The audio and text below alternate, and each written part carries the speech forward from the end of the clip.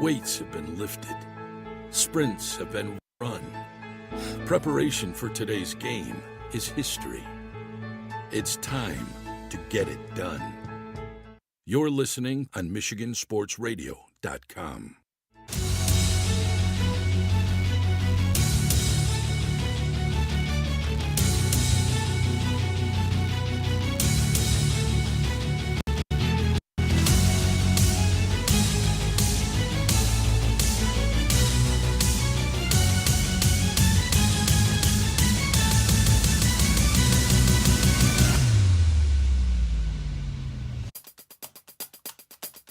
Running for titles in the Upper Peninsula, and why is this football team playing that football team in round one? We'll explain.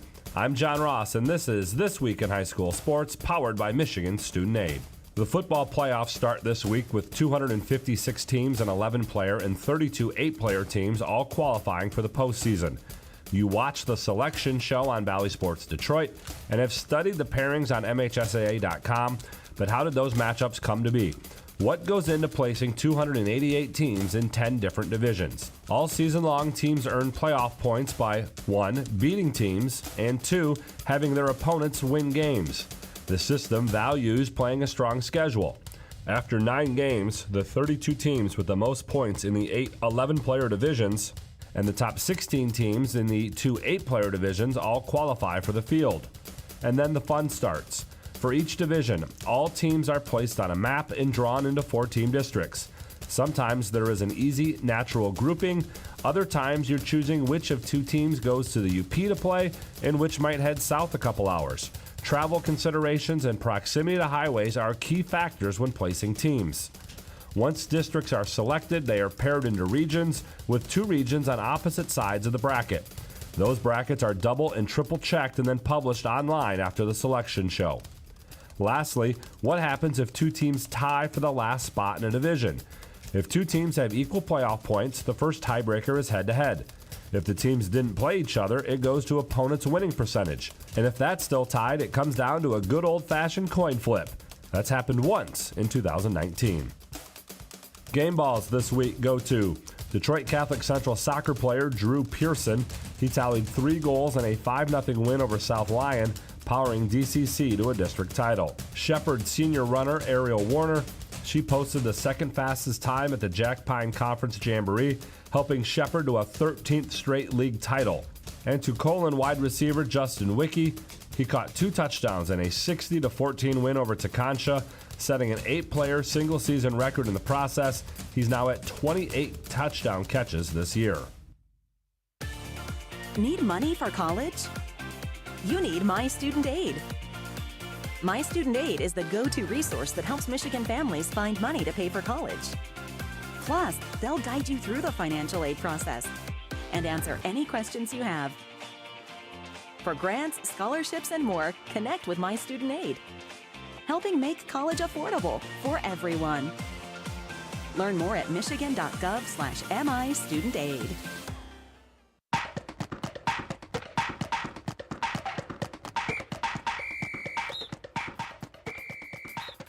Our weekly Be the Referee feature takes a look at the fine art of officiating with the MHSAA's Sam Davis. You know, cross-country regionals are this weekend, and the top 3 teams will automatically qualify for the state finals. If a school finishes 4th in the regional meet with 4 or more runners in the top 20 places, and 8 or more complete teams finish the race, that school will also qualify a team for the final meet. But what happens if there's a tie between 2 teams? When there is a tie in team scoring, it shall be resolved by comparing the 6th place finishers from the tying teams. The team with the best 6th place finisher shall prevail.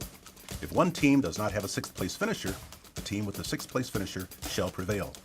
If only 5 competitors of tying teams finish, the tie shall be resolved by totaling the scores of the first 4 finishers and the team with the lower score breaking that tie and advancing. Thanks, Sam. Now more than ever, we need officials. If you are interested, go to the MHSAA website now to register. While football playoffs are just getting started, the Upper Peninsula cross-country champs have been crowned. Starting with the girls, in Division I, Marquette narrowly beat out 2-time defending champ Houghton. Hancock repeats as the Division II champs. And Munising is your D3 champ. The Mustangs have now won back-to-back-to-back titles. On the boys' side, Marquette captured its 4th straight title. Painesdale Jeffers repeats as D2 champs, and in Division III, Stevenson ran first, improving on a runner-up finish from last year. Congratulations to everyone on a great cross-country season in the UP. Next up are the Lower Peninsula Cross Country Championships from MIS on November 5th. The Boys Soccer Championships are also on November 5th. 2 weeks after that are the Volleyball Championships, as well as the Lower Peninsula Girls Swimming and Diving Championships. You've been listening to This Week in High School Sports, powered by Michigan Student Aid, a production of the MHSAA Network. Thanks for joining us. I'm John Ross, and we'll see you next week. Away, a short kick that is taken at the 14-yard line with a being offset by Tyson Mann. Shimmies over the 30, burst to speed at the 40, right sideline 50, able to get away from the tackle, walking the tightrope at the 30, 25-20, all alone, 10-5, touchdown Grandville! End around give Destin Piggy, left side has a whole bunch of space at the 30, outside the numbers 25-20, he's got a block at the 5, diving down towards the end zone, touchdown Destin Piggy! He had 6 total touchdowns, fake handoff, keeper left side over the 45-yard line, upside the numbers of the 40, 35-30, left sideline 20, 15, 10, 5, touchdown, 7 touchdowns for Mason McKenzie, and Caledonia has just about served this one up on ice. Goes in motion, they pitch it right side, Cam Chandler, whole bunch of space, cuts it up, he's in! Unity Christian is the highest scoring team in the history of MHSAA football.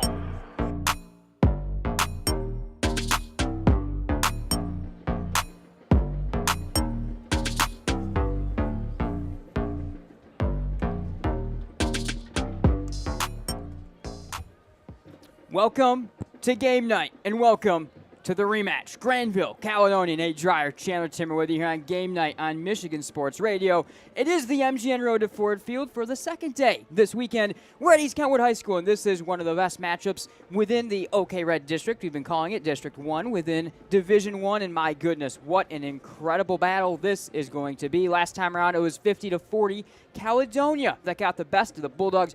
There's injuries we'll get to on both sides of the ball that change the math a little bit, Chandler, but this is the rematch everyone wanted to see. This is the game that might be the best game in West Michigan when it's all said and done this weekend. I think you're exactly right. I think the first matchups between these two teams in the regular season, everybody was looking forward to that. We kind of saw how that one played out. The Fighting Scots able to take a win in that one, but now get to see it again and see what adjustments are made throughout the last couple weeks of the regular season as they match up in the first round of the playoffs. All right, we've got a lot to get to here on our Scott Bates Farmers Insurance Agency pregame show. We're going to step aside when we come back. It's our Coach's Corner segment. We're joined for a really, really great interview to get you ready for this one with Grandville head coach Eric Stiegel. So don't go anywhere. We'll be right back on the other side of this here on Game Night.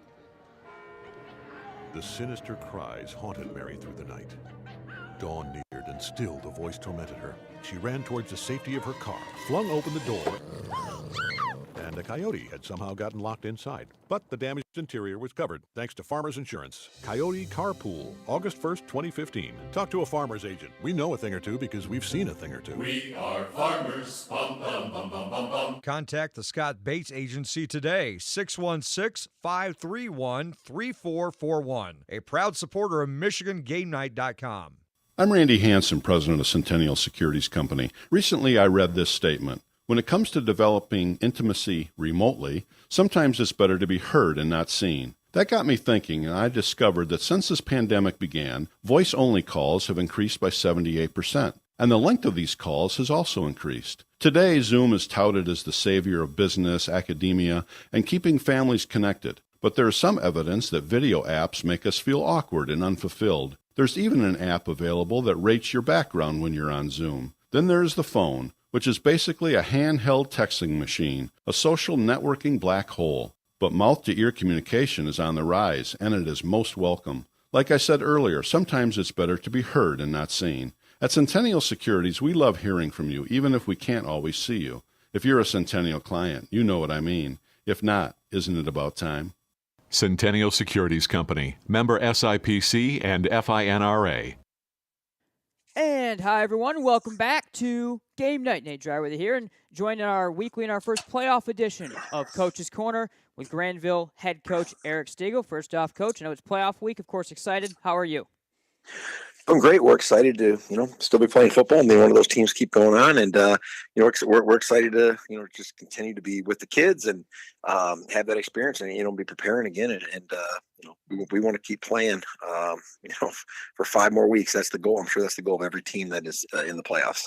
Of course. And we'll get in the playoffs next. And, of course, such a big matchup against Caledonia. But first, take a step back, win over East Kentwood, close the regular season now on a 3-game win streak. And I think just all around, CT and myself weren't there, but just watching the broadcast replay and stuff, it seemed like just really solid all-around performance against a really good team.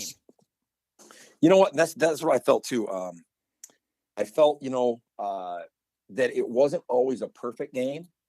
And in almost some ways that was good for us. That, there were some things that we did bad at times and they did well, but we were able to go through those. We were able to, really just kind of be tough, focus on that next play at hand, and get some key plays when right after some things maybe didn't go our way. So it was actually, I think, to me, a good thing that we had to go through some of that, because there are some plays where we looked at it, we had a punt go off, a kind of a dumb look play, a punt bounced off Avon Cott's head when he was getting ready to block, and they get the ball in our territory, and right after that, we stop them on four straight downs, get the ball back, and we go down and score. I think plays like that are you need those things. Obviously, we're hoping we don't have any more punts go off our head, but you need to make plays like that to win against good teams, because they're going to make plays and you're going to make mistakes, and then you got to be able to regroup, put your foot in the ground, and and just kind of stand tall, whether that's the offensive side of the ball, special teams, or defense. So it was a complete game. Defense, I think, played its best game in a while. Some key stops. They did some good things early, but I think, again, we kind of put our foot in the ground. Did a good job with their quarterback, who was a good runner. They just kind of really got him back. Did a good job with their running game and our defensive backs. I think we noticed a difference having Tyson Mann back there, and Carson Smith got some action there too. And I think Cash Ruff probably played his best game too in the defensive backfield. So good to see some guys getting back into the defensive backfield for us, but also some of our other guys playing really well on defense that have kind of stepped up as the season's gone on. Yeah, you mentioned Tyson Mann, and of course, kind of injuries and guys in and out of the lineup have been a big story with you guys all year. But talk about Tyson and the impact, not just now that he's starting to get more reps, made some big plays on both sides of the ball, but what just his impact to be back in the lineup and what that means. Well, Tyson is he is one of the most unique players I've ever coached in a really good way. I mean, he's a guy that he's got a little goofiness to him at practice, but he's a very intelligent player.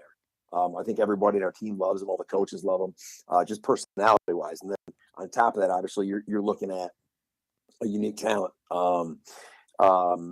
I think on the offensive side of the ball, I think you saw, probably his biggest play was we had a 1st and 25 after a penalty, and then Carson hits him up the sideline for a 65-yard touchdown where, he catches it, makes a guy miss and makes another guy miss and takes it all the way. And, Carson has extreme confidence in him throwing him the ball in terms of, whether he's covered or not. He's got, I think those two have had a connection. They played together for a long time.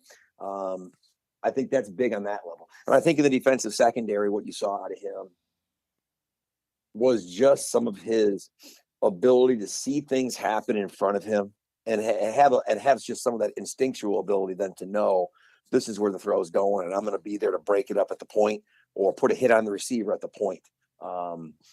I think those kind of plays are critical, but I think one of the more under-heralded things that he is great at, he's gotten really good at. We saw him start to get back in the second half. Is he is not the biggest running back we've ever had. He's probably one of the smallest. He's 6'1", 165 pounds, but he is an exceptional inside runner and finds space inside. And I think early in the year, you saw him against Byron Center and Hudsonville play outstanding. I think he probably had 6 or 7 touchdowns in a 2-game span. Mm-hmm. And then he got hurt. And then I think you really saw Jayden Terry emerge as kind of maybe our lead guy.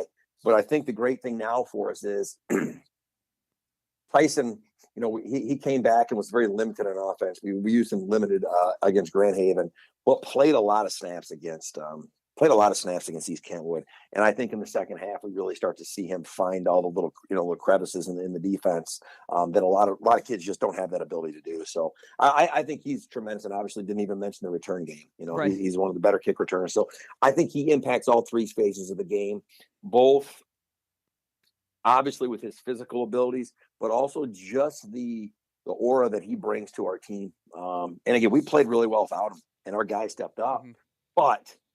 But there's no doubt he's one of the best players in the conference.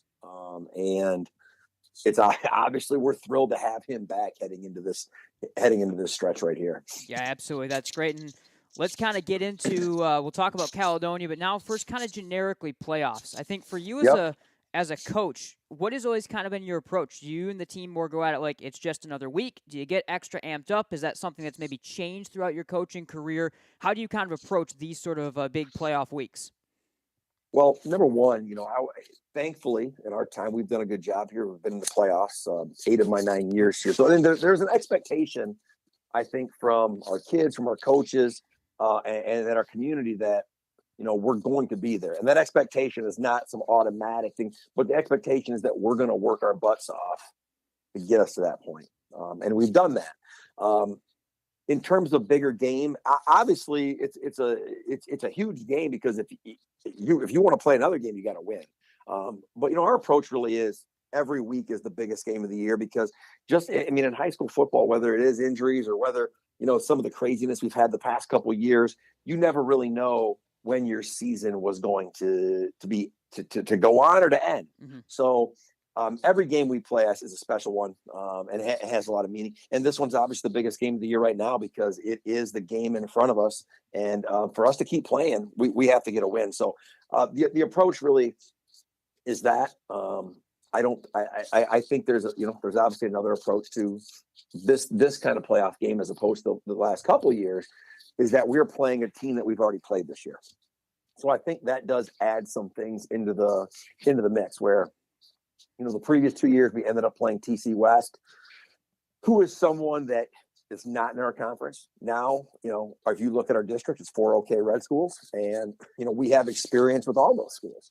And we have, experience with Caledonia. So there's going to be some things that I'm sure we're going to do the same and do differently and vice versa for them. So there's a little bit of intrigue there with just, how do these teams adjust and, what do we pick up that they do early? What do they pick up that we do early that's different? And there's a little bit of that game that is, also employed in a playoff game like this with a rematch where it's not like, hey, we played these guys last year. It's, well, we played these guys and, for the most part, they got the same kids out there, just like us. They've had some kids banged up here and there, and I think they're going to have some kids returning and stuff. But for the most part, it's a lot of the same kids. And, what do we have to do better? I'm sure they're looking at the same way. Caledonia saying, what do we have to do better to ensure we win? And we're looking at, hey, what do we got to clean up to ensure that we're the ones moving on from this week? Yeah, and let's get into it. So Caledonia, of course, right. 50-40 the first time around. Right. You guys for the bulk of the season until last week had accounted for half of the offense that Caledonia had scored all year. Mm-hmm. Take me through some of the things maybe that you learned from that first matchup, kind of the first time around, some of those keys that you may be looking at for matchup number 2 against the Fighting Scots. Well, I think that game too. I think one of the big keys was that we didn't execute particularly well on either side of the ball early. We went out there, they stopped us on a 4th down near midfield and scored. And then we drove, I think we had an interception. They score. The game was 20, and we played. So the game was 21-0 in the first period. And you're kind of going, hey, this looks like what they've been doing to a lot of people. Well, we dug in a little bit and, we obviously got to within 1 score at halftime. It was a 1-score game most of the game from that point on. They had 7 touchdowns. We had 6 touchdowns. Mm-hmm. I think a big key for us, and I'm sure they'll think the same thing, is, us being able to get out and play well early. Hopefully that means getting a lead early, mm-hmm. but also just kind of digging in early and getting us some stops on defense early, moving the ball well, both on the ground and the air early. And just kind of establishing and getting a rhythm on offense and defense. And we really didn't get that the first time. they, and a lot of that credit goes to them. I mean, they are a very, very good football team. The quarterback gets a lot of attention, as deserved. The running back gets a lot of attention, as deserved. But I really do think that their offense and defensive lines are very good. And I'll count their H-back, tight end in that mix there. So they're a very good physical football team at the line of scrimmage. So I think that's what makes them really that's what makes them a team that is really, really good. They have some special players at the skill spots. All the skill spots are good. Well, then you start to look at their defense. Like you mentioned, they have shut a lot of people down all year. Great linebacking play, secondary that is physical. And I said, I think their D line is arguably the best in the conference. If not, Rockford is right up there. And and look at the two teams that had beat us this year. Mm-hmm. So I think that they present a lot of challenges because they do a lot of things well. They have an ability on offense to run the ball, both with the quarterback and the running backs, and they have the ability to stretch the field vertically with the passing game. A very good vertical passing game. So it does put you, it does put you in a situation where it's not just clear cut. Hey, well, this is the only thing we got to do and we win. So they put you in those spots. But we do think that we're a young team. Even last week, we played 6 sophomores and a freshman out there against Kentwood. That when you have a young team, those guys are going to grow throughout the season. And we have seen a lot of growth in our younger players as the season has moved on. So that is something to me that I'm excited to see. I think probably especially on defense, how some of our younger guys play this time around against one of the best teams in the state. With that, so it'll be a great challenge, but one that we're really looking forward to and really excited about and feel really good about. Yeah, totally agree. I'm certainly excited to see it as well, and good luck to you and the guys out there. It's going to be a great one, and thanks again for your time, Coach. And anybody listening, remember that is you may have already said this, but it is Saturday 1:00 at East Kentwood where you're playing. So if you want to get out there, if you're a Bulldogs fan, come out, be loud, and come support the guys. And we're looking forward to it. So hey, thanks a lot, Nate, for everything you guys do to support Grandville and also just high school sports and high school football in general. And go Dogs. All right, go Dogs. Granville head coach Eric Stiegel. Bulldogs take on Caledonia. Cornerstone University. The professors are very open to helping whenever they can. Academic excellence, character-driven athletics, Christ-centered community involvement. Cornerstone has been a great opportunity for me to grow as a leader, just being able to approach people and be warm and welcoming and hospitable. Experience it for yourself. Attend a Golden Eagle Day at Cornerstone for a taste of campus life and the chance to meet faculty and staff. To arrange a visit for your high school junior or senior, go to cornerstone.edu. Cornerstone University. Build a life that matters.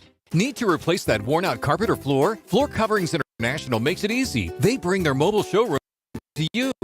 Save yourself the trip and gas shopping around. See a wide selection of carpet, hardwood, laminate, and vinyl in the lighting of your own home. Go to floorcoveringsinternational.com today for your free consultation. Work with one team for a hassle-free experience from the quote to installation. And each Floor Coverings International business is independently owned and operated, so they are local business owners in our community. Floor Coverings International, the flooring store at your door.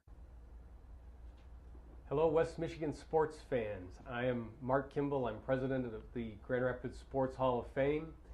This is our 50th year, and in our 50th year, we like to sit around and chat about all the great things that have happened in the world of sports in our community. I need your help in helping me remember which of those athletes, teams, and events were the most important or the most fun for you to participate in. We're running a series of surveys that are asking for your input in identifying your favorite sporting event over the last 50 years. Some of my favorite events were the very first Whitecaps game or the very first Hoops game. What were your favorite events? And then I like to think about who are the best athletes that we've seen in the last 50 years, both from a female and a male perspective. And finally, tell me who your favorite team is and what they accomplished over the last 50 years. I look forward to hearing from you on your favorite sports memories. Welcome back. Scott Bates, Farmers Insurance Agency pregame show. Nate Dreyer, Chandler Timmer with you. Caledonia has found their way onto the field. The Bulldogs did so just a few moments ago as well, and we are just about ready to go with this one. All right, CT. The talking points, though, today are definitely going to revolve around some of the injuries. For the Bulldogs, first off, Mike Medeiros, the right tackle and defensive end, is out. Carson Smith, he's the main story. He is out, the Bulldog quarterback. We know McKenzie and some other guys have been a little banged up throughout the year for Caledonia as well. We'll see how it evens out, but definitely some big late-breaking stories in terms of injuries in this one. Yeah, definitely a couple of key players for the Bulldogs that were there last week. Going to be without them for this crucial matchup. The Fighting Scots battling through some injuries as well. Looks like they'll go for the most part, but going to be playing through them for sure. All right, we have got the national anthem right on deck, so do not go anywhere. We are going to step aside. We'll be right back here from East Kentwood. A sense of purpose, a higher calling. At Dean Transportation, we call it our passion. It's simply who we are. 60 years of pioneering the best health and safety standards because safe student transportation is essential. We are hard-working folks, connecting children to learning, schools to our communities, and you to a better career. Want to make your community a better place? We'll put you in the driver's seat. Join the Dean family today and help to connect our kids to brighter futures. Bowling is a great time that combines great friends, football, and bowling. Compete against your friends or family, throwing a football at 10 real bowling pins. You can bring in your own food, or they have a pair of 45-foot bars featuring soft drinks and adult beverages. Visit bowlingwarehouse.com, Grand Rapids, to reserve your lanes.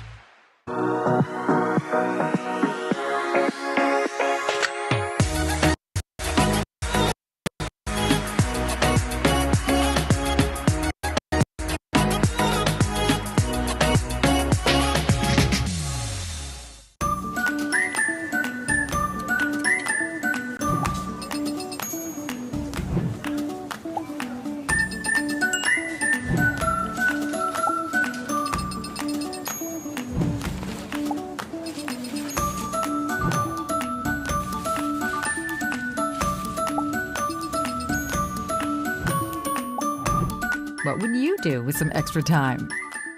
Shop Fastlane today. Somebody once said life moves pretty fast, and that's exactly how we like it. Want to build something? Great. Start businesses, build bridges, raise a whole city. Future in fighting crime? Want to save lives? Do it all here. But you've got to go forward fast. Because today is now, and tomorrow is soon. And to get ahead of the game, you got to get ahead of your time. This is your future, so take it and move all of us forward.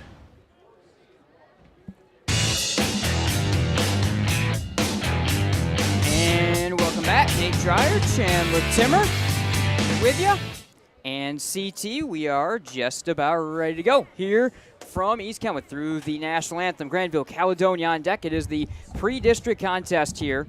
And we are just about ready to rock and roll. Grandville will be in the traveling maroon uniforms. Helmets are in, or the traveling white uniforms, I should say. Helmets in maroon, pants are white, numbers maroon for the Bulldogs with Bulldogs written across the chest. Caledonia in the home steel gray uniforms. Numbers are purple, trimmed in white. The helmet's a matte purple with the Caledonia Fighting Scot logo on either side. Chandler, as we typically see, it will be the Bulldogs getting the ball to start this contest as they send dual returners back, I beg your pardon, and Vogler will get ready to put the ball on the tee. Luke Vogler wears number 40 in that gray uniform. He's got it left to right, getting ready to send it away. Pre-district, district semifinal, whatever you may call it, CT. It's all up for grabs right here. Tyson Mann is back. He stands to the right.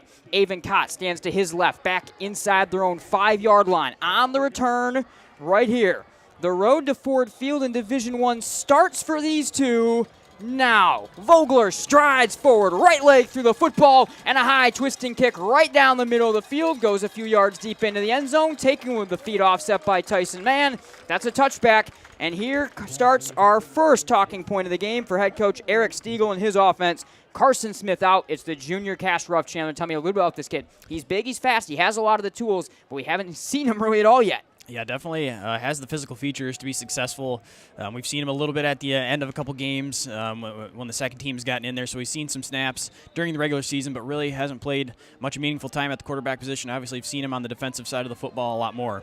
Also for the Bulldogs, Braden LaCroix, the terrific tight end, is out. Drew Hungerford fills his spot. Here's a handoff up the gut to Tyson Mann. Broke a tackle over the 30-yard line and drags his way ahead to the 31. That'll move the chains. A nice gain of 11. Finding his way into the secondary. Blake Heron, the outside linebacker on the tackle. But that's why you want Tyson Mann back. Coach Stiegel talked about it in the pregame show, CT. He's small, but, man, he can fight through tackles and get those in-between the tackles runs done. And he gets up to the 31-yard line for the first down of the game for the Bulldogs here. And they'll work quickly from the right hash mark as we tick under 11:37 to go. Two tight end T for the Bulldogs. Ruff under center. Cash Ruff, the junior, goes to the hard count, gets the Scots to jump offside, and that's 5 free yards for the Bulldogs. So showing a bit of control over the offense as Kylo Ibar, the senior all-conference lineman, jumps, and the Bulldogs go up to the 36-yard line. They've got a 1st and 5 now. Yeah, great start for Ruff. They're able to get a free 5 yards there on first down. Gives them a better chance to succeed here on a good short yardage situation now. Man, Kopko, Jayden Terry, the traditional Bulldog unit in the backfield. Give on the trap to Kopko over the 40. Turns the back and pulls defenders with him to the 43-yard line for a good carry and a 1st down. So the Bulldogs, again, move the chains. 2 snaps, 2 first downs for the Dogs. And a good offensive start for them in this one as, again, Cash Ruff comes in from the sideline. And I think you like to see Ruff right now get into the rhythm, get the handoffs off, get some of those plays in before you maybe get him throwing the ball down the field. But he's got the tools to be able to do a lot. Big kid again, Ruff, 6'4", 210 pounds, has a lot of speed to his game as well. He'll turn and he'll give it up the gut here to Jayden Terry, who gets over the 45-yard line and fights forward for 1 more yard to the 46. Again, Heron and a group of others standing over top of him. So good, tough 4 yards as we've seen each of the Bulldogs running backs touch it on the first 3 plays of the game. Keeping it evenly distributed last time these two teams played. We saw a lot of Jayden Terry. Tyson Mann, of course, out for that game, so trying to keep it a little bit more balanced here, especially on the first drive of the game. 3rd and 5 here for the Bulldogs from their own 48-yard line. Ball's on the ground and fumbled. Ruff lands on it. Caledonia says it's their football. They got it. Blake Heron and company fall on the ball. Looks like it's Carlo Ibar at the bottom of the pile, and the Bulldogs' promising first drive comes to a close in their own territory as Ruff can't hang on to the snap. Wait a minute. Now maybe that call has been changed and it's actually going to stay Grandville football. I think that's not going to be the case. So stay 3rd and 5 for Grandville from their own 47. Caledonia goes palms up with Blake Heron and their coaching staff. Derek Pennington is halfway out onto the field and unhappy with the call, but the Bulldogs will keep the ball and go to work here. And now the official runs in. Boos coming in from the Caledonia sideline. Always one of the louder cheering sections, and man, they have filled East Kentwood more than you'll normally find. It will still be Grandville football here, and it is 3rd and 5 for the Bulldogs. Ruff hands it off to Tyson Mann, who pushes into a pile over the 40 or over the 50-yard line down to the 49, and that will make it 4th and 2 here for the Bulldogs as they're able to hang on to the football, and now they have to try to convert on 4th down, just in enemy territory at the 49-yard line here for the Bulldogs. It is 4th down and 2. 2 tight end T. Crowd comes into a frenzy early. Ruff turns, give Tyson Mann up the gut, pushing forward around the line of scrimmage. The mark will be big. I think he's got it on the number. We'll see. It's going to come down to where they set the football down. The official ran in at the yard to gain. We'll see exactly where the football gets set down here. And he's short. I suppose. So the mark originally actually had it, but they're going to say, that's interesting. Okay, it's going to be Caledonia football. That's an interesting mark because where the mark is looked like he probably had it, but it looks like they're going to say he's just short of the line that he needed to get. So the Bulldogs do, after all of that, eventually turn the ball over, and it's midfield starting position for Coach Pennington in this very, very dangerous Caledonia offense. Make sure we're watching out for Lakeshore Sewing, threading the needle play of the game today, and we'll tell you more about Lakeshore Sewing in just a moment as Caledonia motions the wing back to the right side of the line. Snap to McKenzie, who had 7 touchdowns last time. Read option keeper, right side, McKenzie over the 50, ran into his own man, races in the open field, 40, jumped away from a tackle, 45, 40, up the middle of the field, 15, 10, 5, touchdown, Mason McKenzie. 9.5 to go first quarter, touchdown Caledonia, and Mason McKenzie picks up right where he left off versus the Bulldogs, 6-0 Scots Yeah, that looks awfully familiar from the first matchup between these two teams. The Bulldogs coming into the day, we're going to need to limit the amount of big plays for the Fighting Scots. And on the first play of scrimmage for the Scots on offense, a long run for McKenzie, a slow developing run on the read option, able to work his way down the field, ran into one of his receivers, was the most contact he had going down the field, but then just able to weave his way and into the end zone. All right, Luke Vogler will look to add the extra point after Caledonia has sent a shot. As I said, this is as packed as I have almost ever seen the home stands here at East Kenwood. These faithful have come out and just about filled it from Caledonia. McKenzie to hold, low snap, will settle it down. Right leg through the ball for Vogler. That one twists through the uprights, good. And it's 7-0 Caledonia with 9:26 in the first. I was mentioning Lakeshore Sewing. Lakeshore Sewing features West Michigan's largest selection of all things related to sewing, from new machines and machine repair to supplies and even classes to take your sewing game to the next level. Also, are you looking to get your kids active this winter? Michigan Sports Academies has something for everyone, from national level travel teams to weekly clinics. Programming is available for volleyball, basketball, soccer, and lacrosse in Grand Rapids, and now on the Lakeshore in Holland and Muskegon. Visit MichiganSportsAcademies.com for more information and to register. Also, the Grand Rapids Turkey Trot is coming up on Thanksgiving Day. Click on the banner on the Michigan Sports Radio homepage to register and save $5 on registration. Remember to move your feet before you eat. Know who's moving his feet? Mason McKenzie. That is 8 touchdowns now for him on the year against the Bulldogs. 7 the first time they played, even throwing in an injury he had against Grandville. And there are some questions maybe we even had about, kind of where's his health at? How well is he running the ball? I think he's running the ball well, Chandler. Yeah, definitely looked like it. Still had some speed there to avoid some of the secondary members for the Bulldogs. Left to right, Vogler in the home steel gray uniform sends it away once more right up the middle of the field, and again it goes 4 yards deep in the end zone. Tyson Mann takes it. Grandville offense will have to go 80 yards, now down 7-0 early. Head coach Eric Stiegel, this is his 8th time in the playoffs here in his 9th season with the Grandville. The one year they missed the playoffs, they went 4-5, and that was partially because they played 2 reigning state champions in a state semifinal. It was the first 3 weeks of the season. And here comes Cash Ruff again. I mean, the fumble, you now add to some of the nerves that this kid has. They don't score. He put the ball on the ground. We'll have to see what he can bring to the table. The Bulldogs start 2 tight end T from in between the hash marks. Caledonia shows some pressure right here on the front line with 5 up front. Give to Jayden Terry, right side. Broke a tackle over the 25. Got the 30-yard line. Angles out of bounds to the 32. That'll move the chains. Good run for the freshman, the all-conference freshman, Jayden Terry, able to get that carry and get the first down for the Bulldogs. The senior cornerback, Jimmy Floyd, ran him out of bounds up to the 34-yard line. So 1st and 10 up to the 34 for the Bulldogs. 9:18 to go first quarter. And the 7-0 early Caledonia lead. 2 tight end T for Ruff and company. Snap to Ruff. Give to Kopko on the trap play. Blown up in the backfield. Nowhere to go. Blake Herron, a big leveling hit. The forward progress gives him maybe a yard. No, they'll put him right back at that line of scrimmage. 2nd and 10 from the 34-yard line for the Bulldogs in the traveling white uniforms here.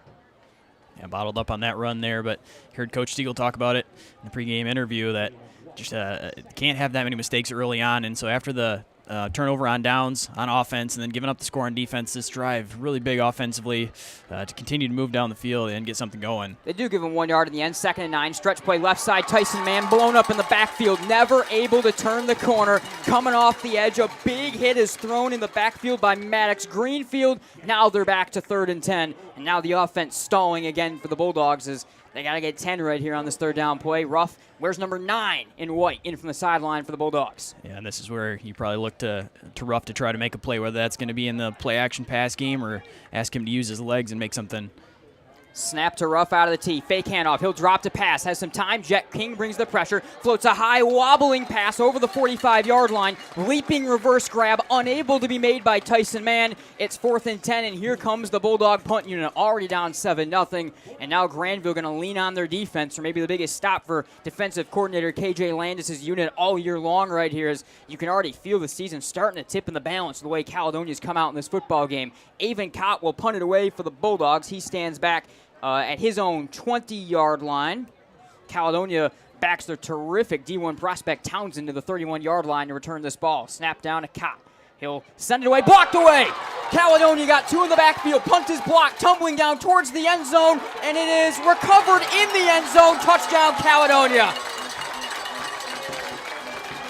Jet King, I think, was the one that maybe got on it.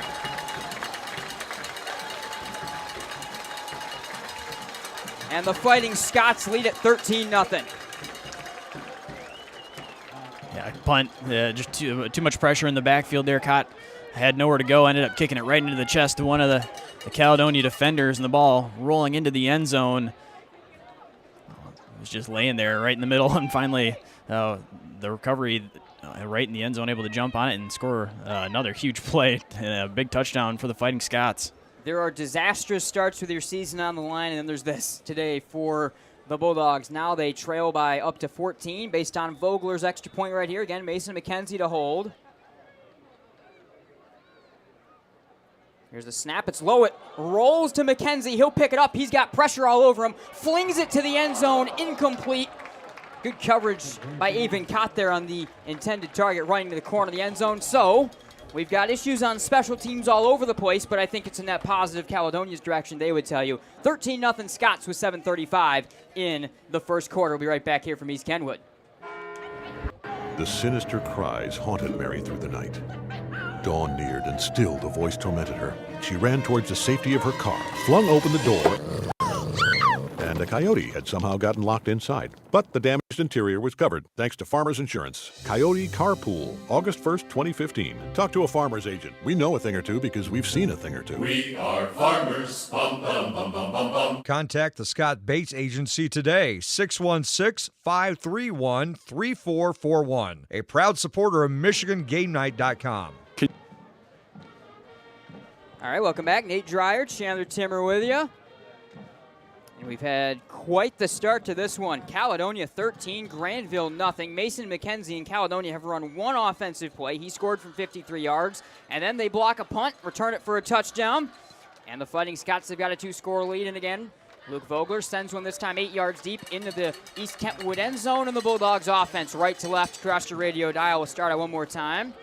Well, I said it last drive, Chandler. Now it becomes even more important, more of the same storyline. The Bulldogs have got to get points on the board early here because otherwise, I mean, you're looking at a 3-score deficit. And, yeah, you were able to kind of work your way out of that last time you played, but I don't see it happening today. Yeah, going to be much more difficult. And after a promising start to the first drive of the game, ever since the fumble on the quarterback center exchange, things have gone downhill pretty quickly and really need to sustain a drive here. Rough give Jayden Terry right side from the 20-yard line, split a pair of defenders, races over the 30, has a good block, cutting back at the 40, 45, 50, right sideline, outside the numbers 45, shoelace tackled from behind, and Jayden Terry puts Grandville in the opponent territory inside the 35-yard line. Big run from the stunning freshman.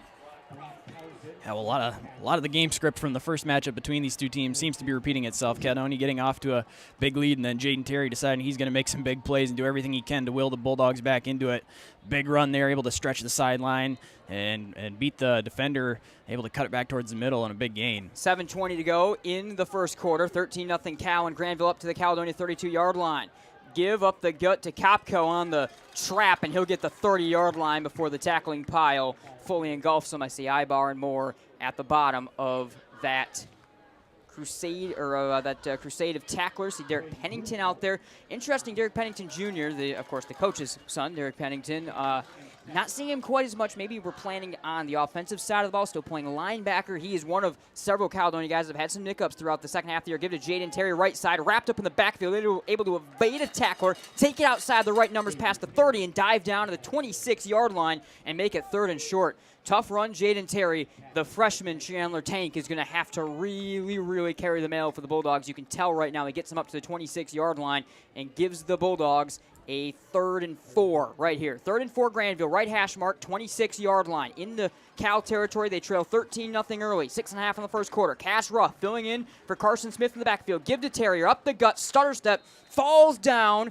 1 yard short of the first down marker. It'll be 4th and 1 for the Bulldogs inside the 25 to the 23-yard line off the Terry run. So 4th and 1 for the Bulldogs right here, and a big conversion potentially coming up right here, or potentially then a big stop as well, as again the Caledonia crowd comes to a frenzy of their own for a 4th down play. 4th and 1 from the Caledonia 23-yard line. 13-0 Scots early.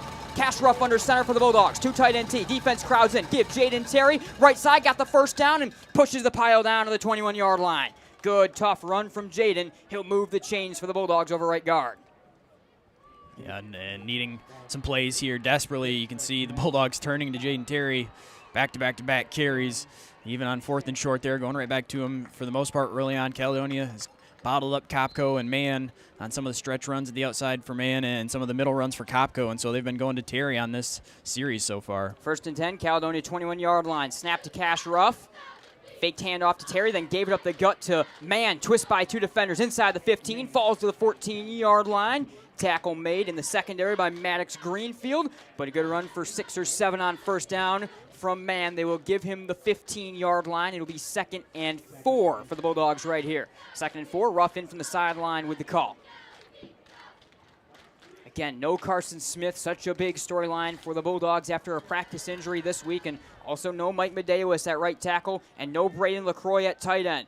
Give to Mann, up the gut, slows his way on ahead, and falls down to the 12-yard line, 1 yard short of the 1st down. It'll be 3rd and 1.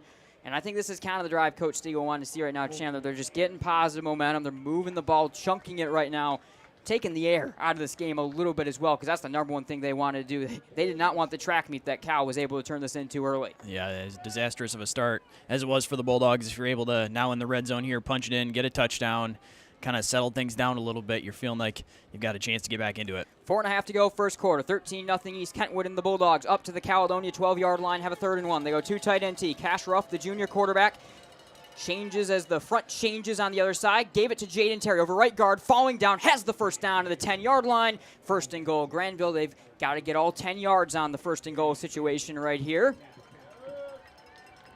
And Ruff has a call in from Coach Steele relatively quickly this time.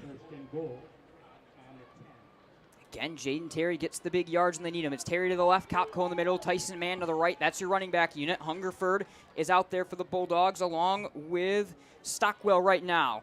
Give up the gut on the trap to Kopko, and not really going anywhere up to maybe the 8-yard line in the tackling pile. Check that, make that Tyson Mann actually on that carry for the Bulldogs. He just gets a couple. 2nd and goal now from the 8 for the Bulldogs. Down inside the 10-yard line, went with the counter run, fake the give to Terry going right and hit Tyson Mann going back to the left for the most part. The defensive line for the Scots was there.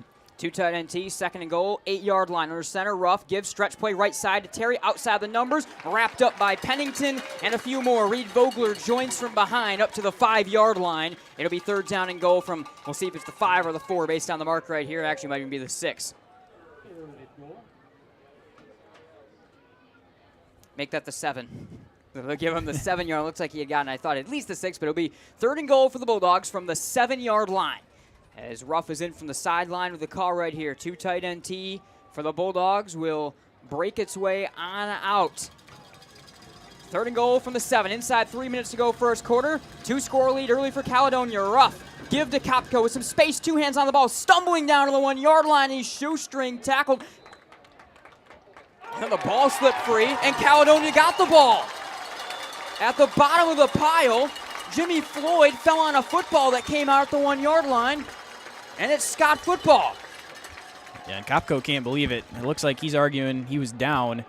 He was brought down. He had 2 arms wrapped around the football like he always does when he's carrying it. He was safely carrying that ball with 2 hands on it. He cannot believe it, but it's Caledonia football. So another turnover for the Bulldogs inside the 2-yard line. And Caledonia takes back over with 2:43 down 13-0.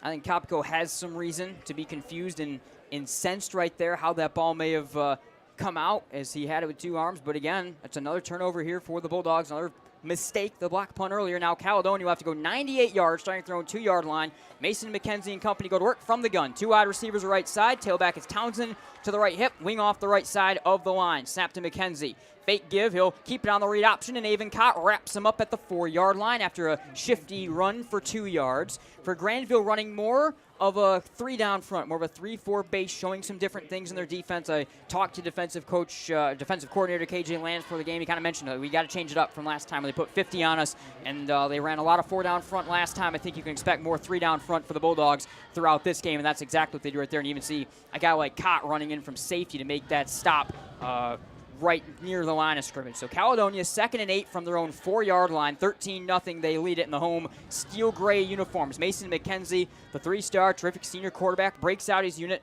They go 3 wide receiver set here. 2 to the right side with the ball just inside the left hash. Back to McKenzie. Drop to pass in his own end zone. Fires it over the middle and through the hands of Justice Reed, the slot man at the 25-yard line. Incomplete. 3rd and 8.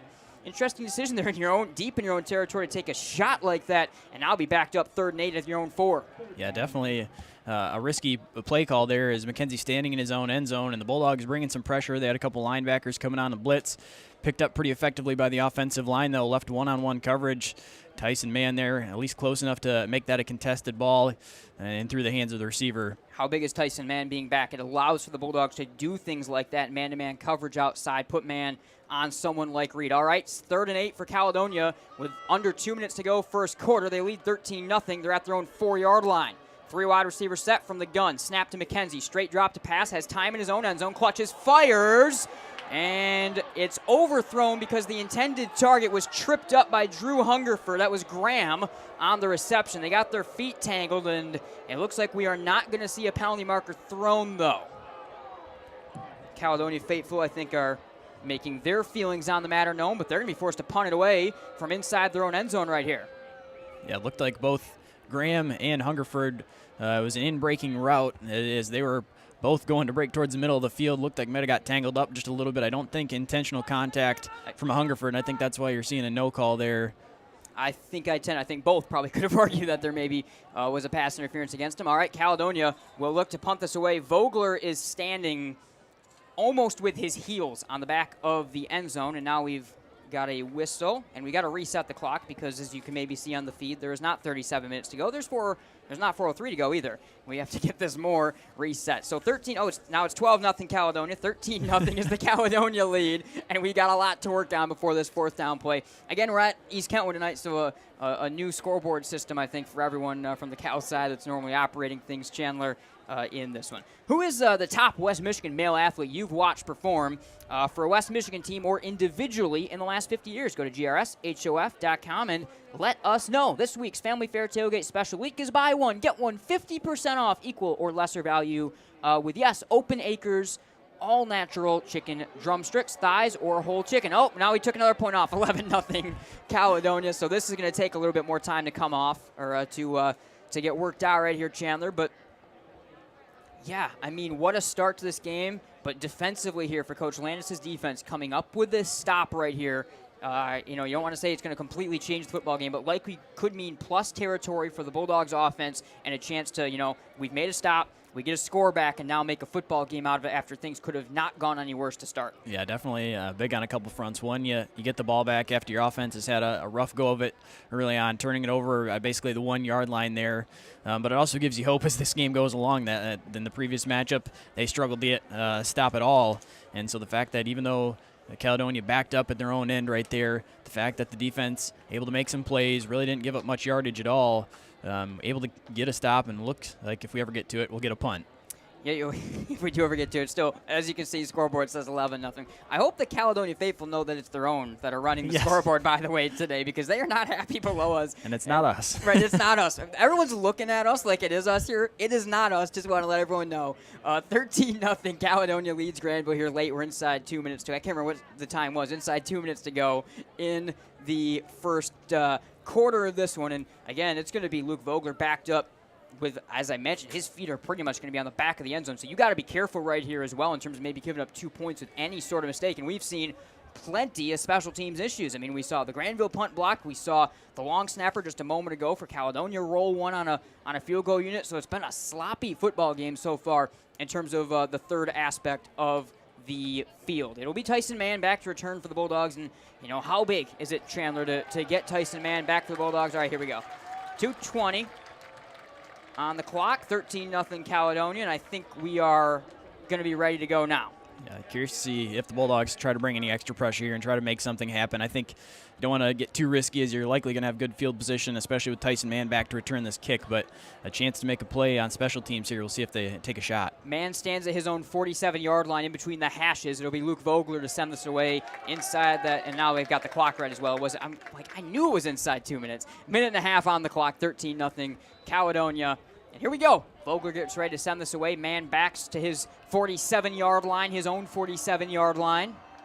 Snap to Vogler. It's low. He has some issues in the back of the end zone, nearly blocked away. Just got a tumbling punt off that bounces down at the 35-yard line. Takes a very, very positive Caledonia bounce in the Grandville territory. They'll touch it up at the 46-yard line. that play could have not gone any worse for Caledonia, but still wound up as good as it did for them. Yeah, kind of the way things have been going early on for Caledonia there. Very, very, very close to the punter stepping over the back line of the end zone there, which would have been a safety. See Snooze to you down there, right? You got a good view of it. We'll see. You have to talk to him after the game and see if the right call was made there. But, yeah, very close to being a blocked punt or a potential safety. All right, so now the Grandville offense trailing 13-0 with a minute and a half to go in the first quarter will find their way back onto the field right here. Cash Ruff breaks the unit out. The Bulldog backup junior quarterback will work out of a 2-tight end tee from his own 46-yard line. 5 on the front line on the other side. Give Jayden Terry up the gut. He'll get the 47. Got shoved back by a trio or more of Caledonia tacklers. 1 yard for Terry on first down, 2nd and 9 from the 47. Coming up, we go under 1:15 in the first quarter. You've really only seen the Bulldogs go to the air one time, trying to get the wheel route on a 3rd down play. The ball got a little bit away from Cash Ruff, but they've mostly entirely kept it on the ground here. At some point, going to need to try to open things up with the pass game. 2nd and 9, fake handoff, bootleg right to pass, thrown right flat, caught 49-yard line. Kopko runs over the 45 and angles out of bounds with a bit of a hit from behind to the 41. First down, Grandville. They break out a quick passing play, and I like what Cash Ruff was able to do right there for the Bulldogs. Chandler, he was under pressure, able to very safely dump that one off to Kopko, who moves the chains up to the 40 will be the mark. Yeah, just a pretty simple throw there, and a good one for a quarterback like Cash Ruff, trying to just get a completion, get some momentum, able to dump it off to Kopko and to get a nice gain. 13-0 Caledonia, 37 seconds first quarter. Another fumble, and Ruff is able to settle this one down again for Grandville. We go under 37 seconds, and it will now be 2nd and 11 as they'll back him up 1 yard to the 41-yard line. So it's, you know what, it's been a story with Ruff. When we've seen him come in, we saw a fumble in some of his limited action. We've now seen 2 today. There's nothing more difficult than taking those snaps and operating the tee because it requires the quick turn and the little handoffs, and we've seen Ruff had some issues so far early. 2nd and 11 for the Bulldogs, back to the Caledonia 41-yard line. Give to Terry right side. He's bottled up in the backfield and loses a yard. Tripped up in the backfield, Jayden Terry. Again, they lose a yard on the 2nd down carry, and now it'll be 3rd down and very long. They'll actually give them back to the line of scrimmage falling forward. So 3rd and 11 here. Will be 3rd and 12. I should always stick with my gut. It will be 3rd and 12 as they lose 1 more yard to the Bulldogs, and that is going to do it for the first quarter. Coach Sewell going to take the break to let the sides flip and to get his team settled down. After 1, it's 13-0 Caledonia, and honestly, I think Grandville may be happy that it's only 13-0 with some of what happened in this first quarter. We'll be right back here from East Kenwood. To everyone who loves great food, let us make you a meal the Wisconsin way. We cook each butter burger to order for you and the people you love, so it's the best part of your day. The best. The best. And every creamy scoop of fresh frozen custard, pure happiness. Pure happiness. Pure happiness. Because where Culver's comes from. And the heart of America's Dairyland. Our love. Our love for fresh food is as strong as our love for all of you. From Wisconsin with love. Welcome to Delicious. For over 60 years, Earhart Construction has successfully built some of the most well-known structures and facilities across the West Michigan landscape. Providing a distinctive construction experience for our clients has been Earhart's priority since the beginning, and it continues to be their primary focus today. We can't wait to make your next commercial or residential project a reality. Contact us today by visiting earhartcc.com. All right, welcome back to East Kentwood High School. Nate Dreyer, Chandler Timmer here on Game Night on Michigan Sports Radio. 12 fresh minutes on the board for the second quarter. 13-0 Caledonia, and Grandville has a 3rd and 12 from the Caledonia 42-yard line. Snap to Cash Ruff. Give up the gut on the trap to Kopko. Tripped up over the 40 down to the 39-yard line. Blake Heron on the tackle. So now 4th and long for the Bulldogs in plus territory. They will go for it, and maybe going to show off the arm of Cash Ruff right here. Yeah, definitely the play call on 3rd down. Trying to get as much as you can, but realizing you're likely going to have to go for it on a 4th down situation, at least make it a little bit more manageable and not too far of a throw down the field. 4th and 8 from the Caledonia 38. Just a couple seconds off the clock, second corner. The Scots lead by 13. Ruff, straight drop to pass. Now the pressure coming, able to evade it. It was King trying to sack him, running to his left, throws across the body. Diving grab made at the 26-yard line by Tyson Mann. First down, Bulldogs. It was a tough shoestring grab. He's able to hang on to it, make sure the ball survived the ground, and Tyson Mann moves the chains with a great grab. 17 and white is back for the Bulldogs. Yeah, a great play both by the quarterback, Ruff, able to get outside the pocket, throw back across his body, and then nice leaping or diving catch by Tyson Mann. The work quickly from the 26. Again, the pass. Ruff fires right flat, caught 25-yard line. Outside the numbers, Kopko. He'll get pushed out of bounds by Heron ahead to the 16-yard line. That's right around the line to gain, and it will move the chains. They get 10, and the Bulldogs move the chains up to the 16-yard line. Back-to-back pass plays from Cash Ruff right here. We tick under 11:08 to go in the second quarter. 13-0 Caledonia. Ruff with the call from the sideline. Ball on the right hash here for the Bulldogs from the 21. 1st and 10, fresh set of downs. 2 tight end T here for the Dogs. Terry, Kopko man the backs. Snap to Ruff. Give. Left side, Tyson Mann over left guard, swarmed and snowed under right away. Braden Russo, the senior, got him at the line of scrimmage. It'll be 2nd and 10 right back at the 21 here. We go under 11 in the second quarter, still 13-0 Cal. And we'll see how dedicated the Bulldogs really want to stay to the run game. Of course, it's such a big part of this offense, and it's what they're going to do. But so far on this drive, they've had success throwing the football on the play-action pass. You can't overdo it, but definitely having more success through the air than they have been running. The last couple plays on the ground, both Terry, Mann, Kopko getting bottled up for the most part, and now in the red zone, going to have to try to find something. They've stuck with the T as well. We haven't seen any of the single wing or the double wing type formations. 2 tight end T for the Bulldogs. 2nd and 10 from the 21. Bootleg left to pass here. Ruff across his body. Pressure coming. Dumps it flat. Caught Hungerford at the 10. Inside the 5. Left sideline. Diving for the pylon. Touchdown Grandville. The Bulldogs on the board. 10-18 in the second. What a play by Drew Hungerford, reaching for the pylon and scoring. And the Bulldogs are back in the football game, 13-6. Hungerford in there filling in for the injured LaCroix. He's done some damage at the tight end position. That time, multiple options for Cash Ruff. He was rolling to his left, had Kopko open in the flat. Thought for sure he was going to take that as a dump off there, and would have been probably a first down as well. But looks back across the field, finds Hungerford streaking across the field, hits it, and then just the effort to get the extra couple yards in the corner of the pylon for the touchdown. The art of the air raid with Eric Stiegel on that drive for the Bulldogs. They throw it down the field, and the Bulldogs look to add the extra point here. Man to hold. Strock, right leg to the ball, blocked! Another block kick. It's Brock Townsend. The special teams issues continue, and it's 13-6 with 10-18 in the second. We'll be right back here from Caledonia.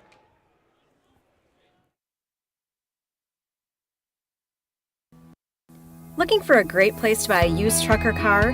Check out Extreme Truck and Auto Center, located at 1098 O'Malley Drive in Coopersville. They have a huge selection of trucks, cars, vans, and SUVs. Stop by their lot or give them a call at 616-384-3777. You can check out their inventory at xtacenter.com.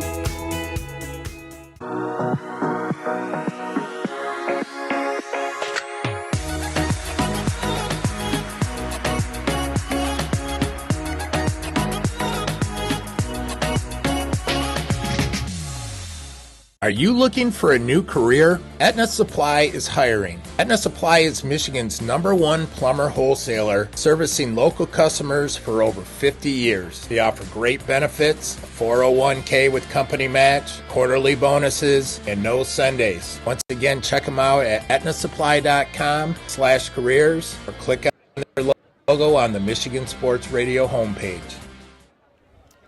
Welcome back, East Kentwood High School. Nate Dreyer, Chandler Temmer with you, left to right. Isaac Strock puts the ball in the air for the Bulldogs as Grandville's on the board for the first time. Low twisting kick right in between the hashes, fielded on a jump going backwards at the 2-yard line here by Townsend. He'll run it left at the 15. He's swarmed around at the 16. He goes down, and there's a penalty marker down. We'll have to see what that is. There may be a hold as well to help Townsend get up to only the 17-18-yard line, but it's going to be good field position for the Bulldogs defense, at least right here, it would appear, based on what this penalty marker is.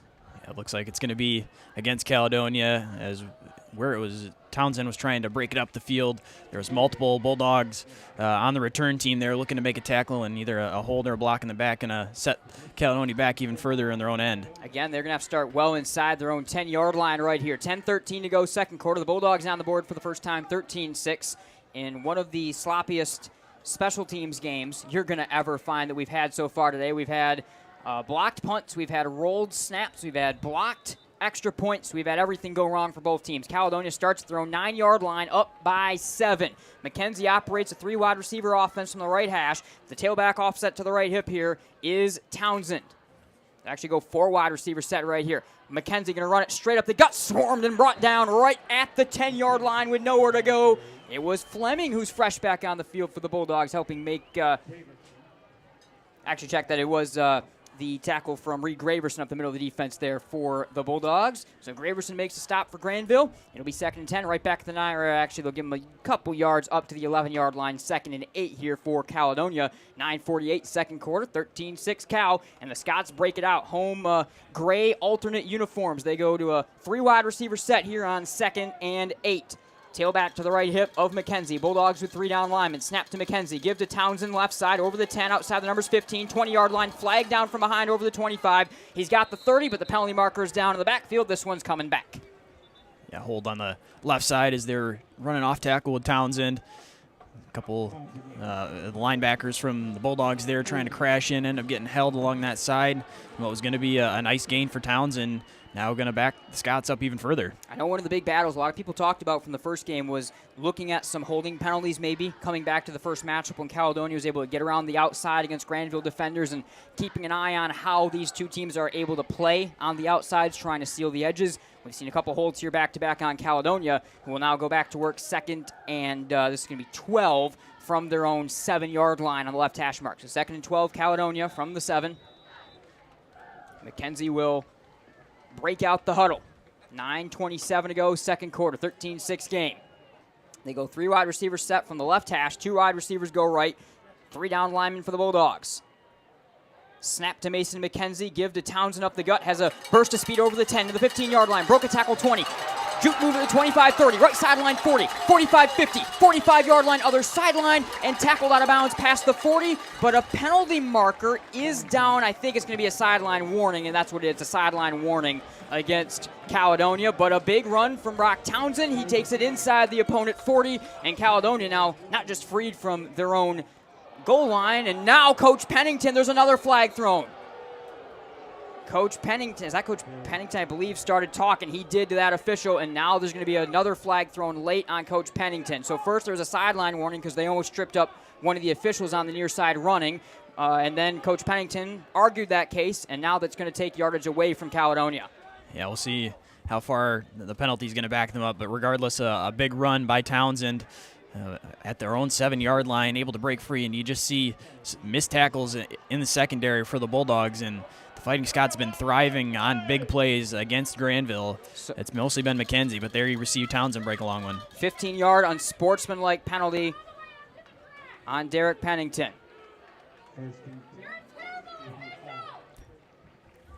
Caledonia fans letting known their thoughts on this from the right hash mark. Mason McKenzie will get ready to go to work. 3 wide receiver set. The Bulldogs bring 3 down linemen here from the gun. McKenzie at his own 45-yard line. 1st and 10, they lead 13-6. Give to Blake Heron, faked. Read option keeper left, swarmed and brought down at the line of scrimmage. Doran along with Stockwell and the swarming linebacker Graverson all bring him down right back at the line of scrimmage. 2nd and 10, back to the 45-yard line. Game's getting chippy after the play as well right now.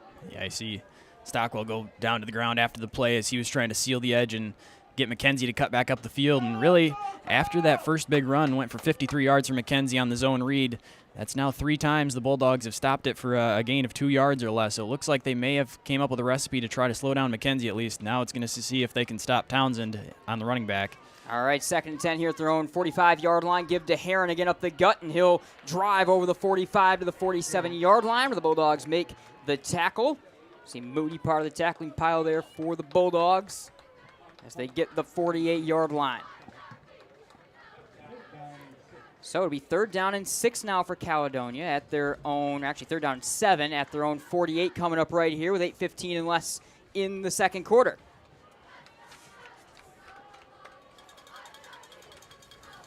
Cal breaks it out. 3 receiver set on 3rd and 7. Empty backfield. Snap. McKenzie rolls straight left to pass with pressure coming. Flips one over the head of the intended target at the 45-yard line, and it'll be 4th down. Some contact from Hungerford on the receiver well after the ball had already gotten through there. The Caledonia faithful don't care, but it's going to be 4th down. Yeah, and the Bulldogs defense is making a statement right now. Gave up the big play on the running back. Townsend able to get 53 yards as well, but after that, able to buckle down right around midfield with some help from some penalties, but making a stand here.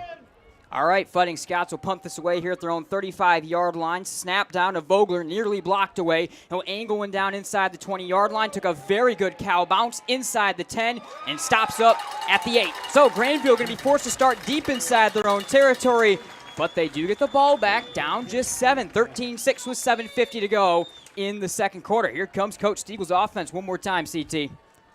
Yeah, the offense able to punch it in and get 6 on the board last time. I think now backed up once again, just trying to pick up some yardage, keep the chains moving here, eat up as much time as you possibly can. Your defense has responded now, got a couple stops for you.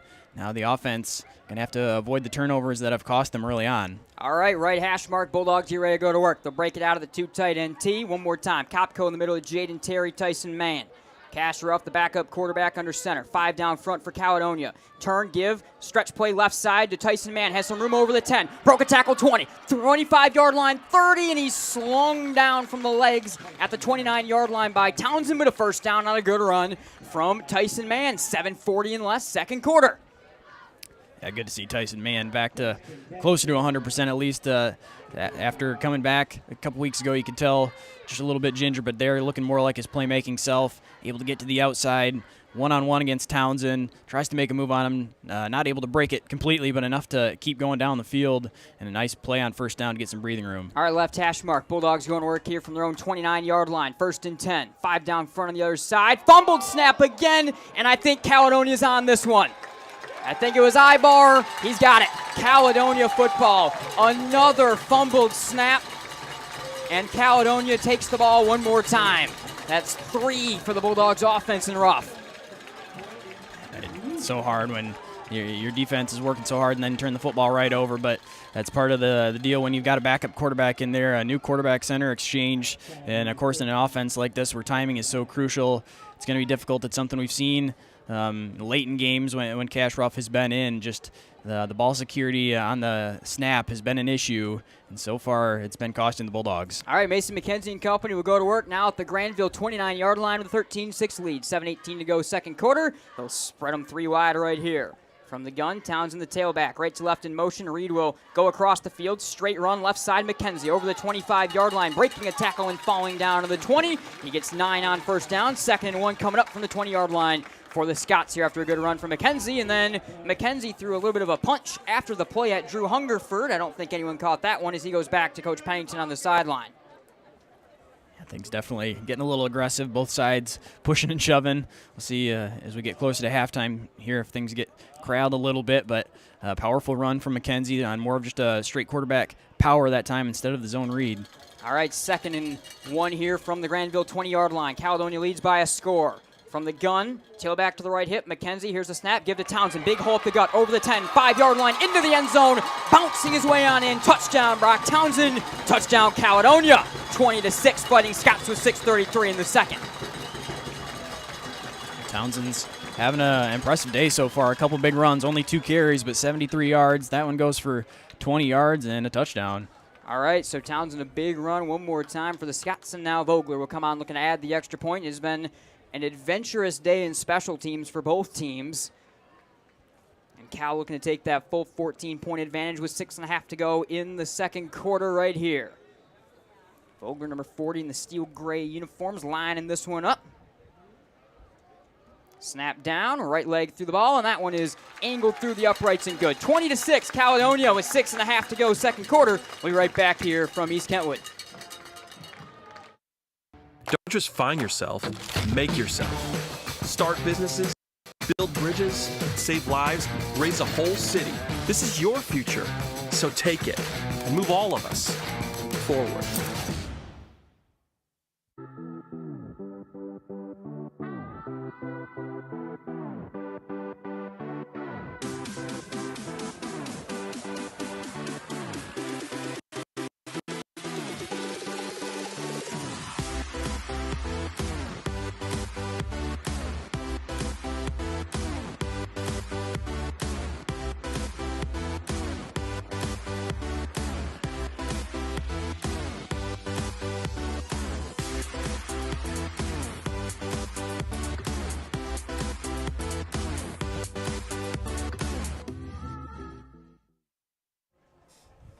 Welcome back. Nate Dreyer, Chandler Tim with you here. Game night on Michigan Sports Radio. Caledonia puts another ball in the air. This one's taken just inside the end zone, actually right at the goal line by Tyson Mann. He'll return it past the 15-yard line, spun away from a tackle to the 20, left sideline 30, 35-yard line, over the 35 to the 37. Good return from Tyson, and the Bulldogs offense will find their way onto the field. They now trail 20-6, and they're able to score. Of course, a couple drives ago, the fumbles have been an issue, Chandler. And another really critical moment right here. They've just been chasing their tails, the Grandville team, really on the hole in this one. Yeah, really. It's been tough to watch for the Bulldogs offense. When they've been able to hold on to the football, they've marched down the field, but the turnovers stalled out a couple drives and also given the ball back to Caledonia. And so just kind of got to get back to basics here. Let your offense work. They've been moving the football all right. Just can't afford to give put the ball on the ground that many times. Grandville from their own 38-yard line. Give to Jayden Terry on the stretch play. He's going the wrong way in the backfield, able to turn the corner on the 35, spin past the 40 to the 42 before Theron Sanders made a shoelace tackle. Jayden Terry looked like it could have been a loss to 3 or 4. He's able to turn it upfield and get some good yardage on first down. We tick under 6 minutes to go, second quarter, 20-6 Caledonia. Yeah, Terry was stretching as far as he could, just running parallel with the line of scrimmage, finally able to turn it up enough, fall forward through the tackle, gain of 5, a first down. 2nd and 5 for the Bulldogs, up to their own 43-yard line. They trail by 2 scores with 5:45 in the second. Cash Ruff, the junior quarterback, under center. He fumbles another snap. It's still on the ground. Caledonia's got it. Sanders got to the bottom of the pile. And the Fighting Scots take the football one more time. That's 4 fumbles for the Grandville offense. It's tough to keep even with a caliber team like Caledonia when you're giving the football up that many times, especially when you're giving them that good a field position. Now the Scots getting the ball back on the plus side of the 50 where they're looking to score right away, and just too many turnovers for this Bulldogs team right now. Caledonia will quickly go to work from inside the Grandville 45-yard line at the 44. 1st and 10, they lead by 2 scores already, and they got a chance to really start to put this thing away. McKenzie steps into the gun. Here's a snap to McKenzie. End around give is faked. Read option keeper. He's swallowed up in the backfield by Aiden Doran for a loss of 3 yards. A well-read play right there by the Bulldog defense. And now Caledonia will be backed up 2nd and long right here after that last play, as again the Grandville defense thrown right back out on the field and right back in a position where, man, they need to stop. Yeah, defense has been put in some tough situations. They've given up 20 points, but with the situations that they've been put in, they've actually played a pretty decent game. 5:08 second quarter, 2nd and 13 for Caledonia, back to the Grandville 47-yard line. 3 receivers set from the gun, snap to McKenzie, give up the gut to Townsend. He's swallowed up at the line of scrimmage, gets 1 yard past the 45 to the 44. The tackle made by Carson Kubzak, and that will bring up 3rd down and 10, right back at the original line of scrimmage for the Fighting Scots here. We see Jayden Terry come in on 3rd down for the Bulldogs as Stockwell takes a seat. I think Grandville fans know what that probably means with what this unit's going to be bringing on this next play. They've been trying to bring some heat all game long out of this look. And really the defense has played fairly well when you've been given these amount of short fields and these sort of problems outside of the one long McKenzie run early. Here's a snap to McKenzie from the gun with Reed in motion left to right. McKenzie will run it straight right side. Cuts over the 45. Got the 40. Has the first down to the 35. Angles outside the nerves at the 30. 15, 10, 5. Touchdown Caledonia. Mason McKenzie from 47 out does it again. The Scots lead by 3 scores. Yeah, big 3rd down and long. Yeah, the Bulldogs trying to bring some pressure on the outside. Jayden Terry over pursuing just a little bit, leaves a off-tackle hole for McKenzie to cut it up. And you see, again, what makes him so special, his ability to make guys miss in the open field. The safety back there for the Bulldogs, able to weave around him. Another long score for Mason McKenzie. Simply cannot make the mistakes that Grandville has made in this football game and find a way to win it against an opponent the caliber of Caledonia. They're going to look to kick the extra point. Low snap, settle down, right leg through the ball for Vogler, and Vogler adds the XP. 27-6 Caledonia. They lead by 21 with 4:15 in the second. And it's a long road back now for the Bulldogs. West Michigan Chiropractic and Sports in Jenison is your source for, quality family and chiropractic sports-related care. Visit West Michigan Chiropractic and Sports at wmchiropractic.com for more details. Did you know that roller skating is in full swing? Terry Hall Roller Rink in Grandville is open Thursday through Sunday with a variety of hours to meet your family's needs. Visit terryhall.com for details. All skate, everyone skate.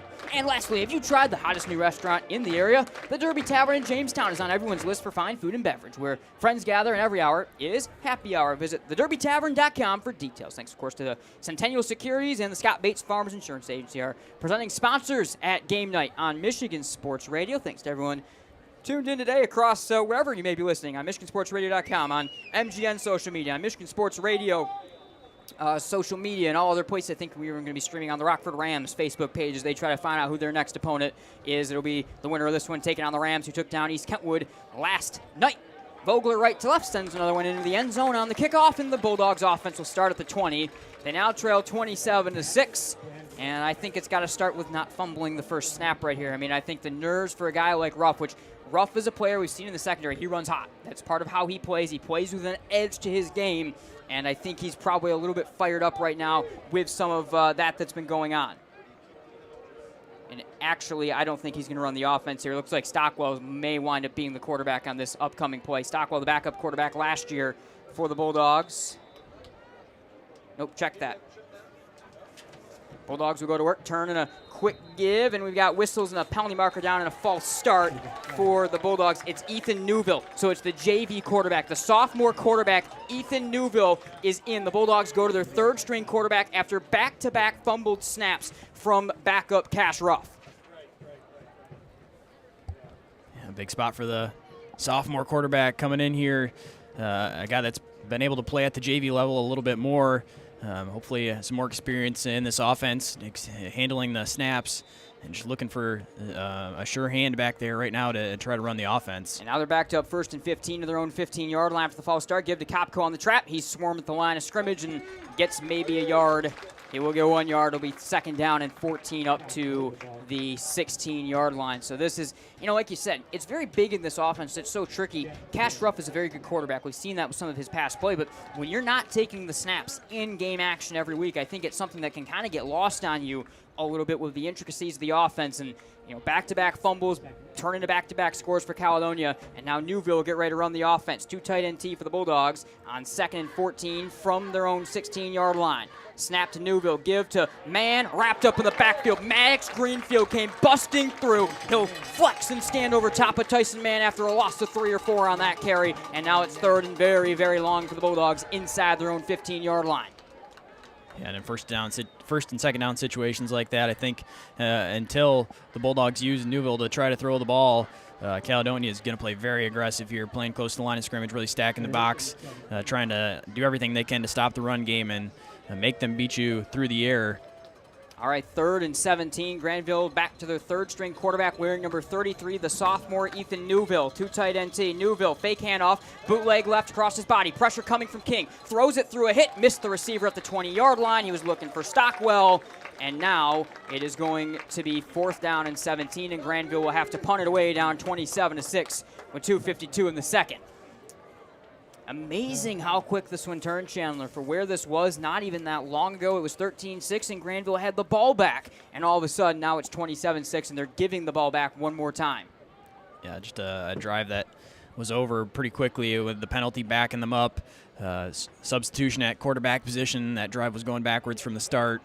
And incomplete pass there on 3rd down. Really only one route down the field, and it was covered. Newville just had to try to make something happen and threw it back towards the middle of the field, but it fell harmlessly incomplete. But now a punt back to Caledonia here.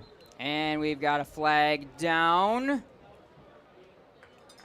It's on Grandville. They have too many men on the field.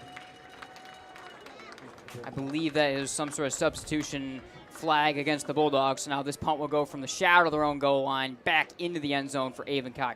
Caledonia does not have any deep returner back on this. They're just sending the house and looking to maybe end the football game for all intents and purposes in some ways if they can get the ball deep and maybe a score off this punt. So Avencott will back 5 yards into his own end zone for the Bulldogs, with the ball back now inside the 10-yard line for this next snap. Again, Caledonia with no deep men back to return this ball. So Cott is going to have everyone in a gray uniform coming at him right here with 2:52 in the second. Down 27-6 on this punt.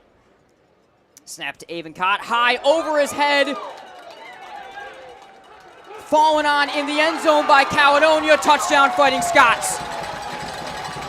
Derek Pennington Jr. Looks like he's the one that got to that football. Check that, it's actually Theron Sanders getting to the football. Sanders bull rushes.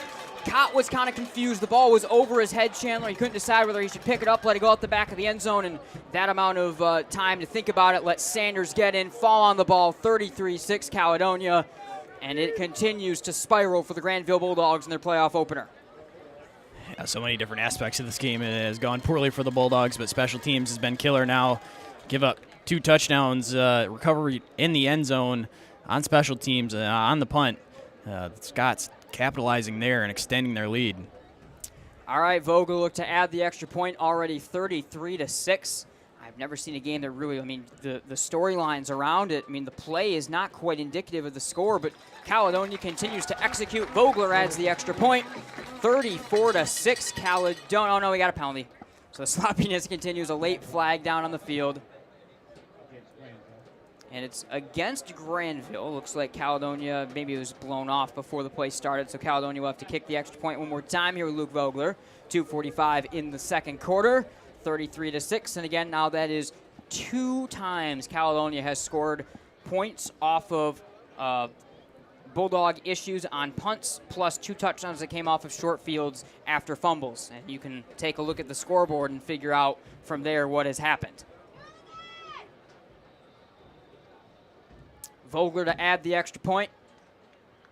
From a little bit closer, high snap. McKenzie sells it down, nearly blocked away by the charging Bulldog man, but that one is through the uprights and good. 34-6 Caledonia with 2:45 in the second quarter.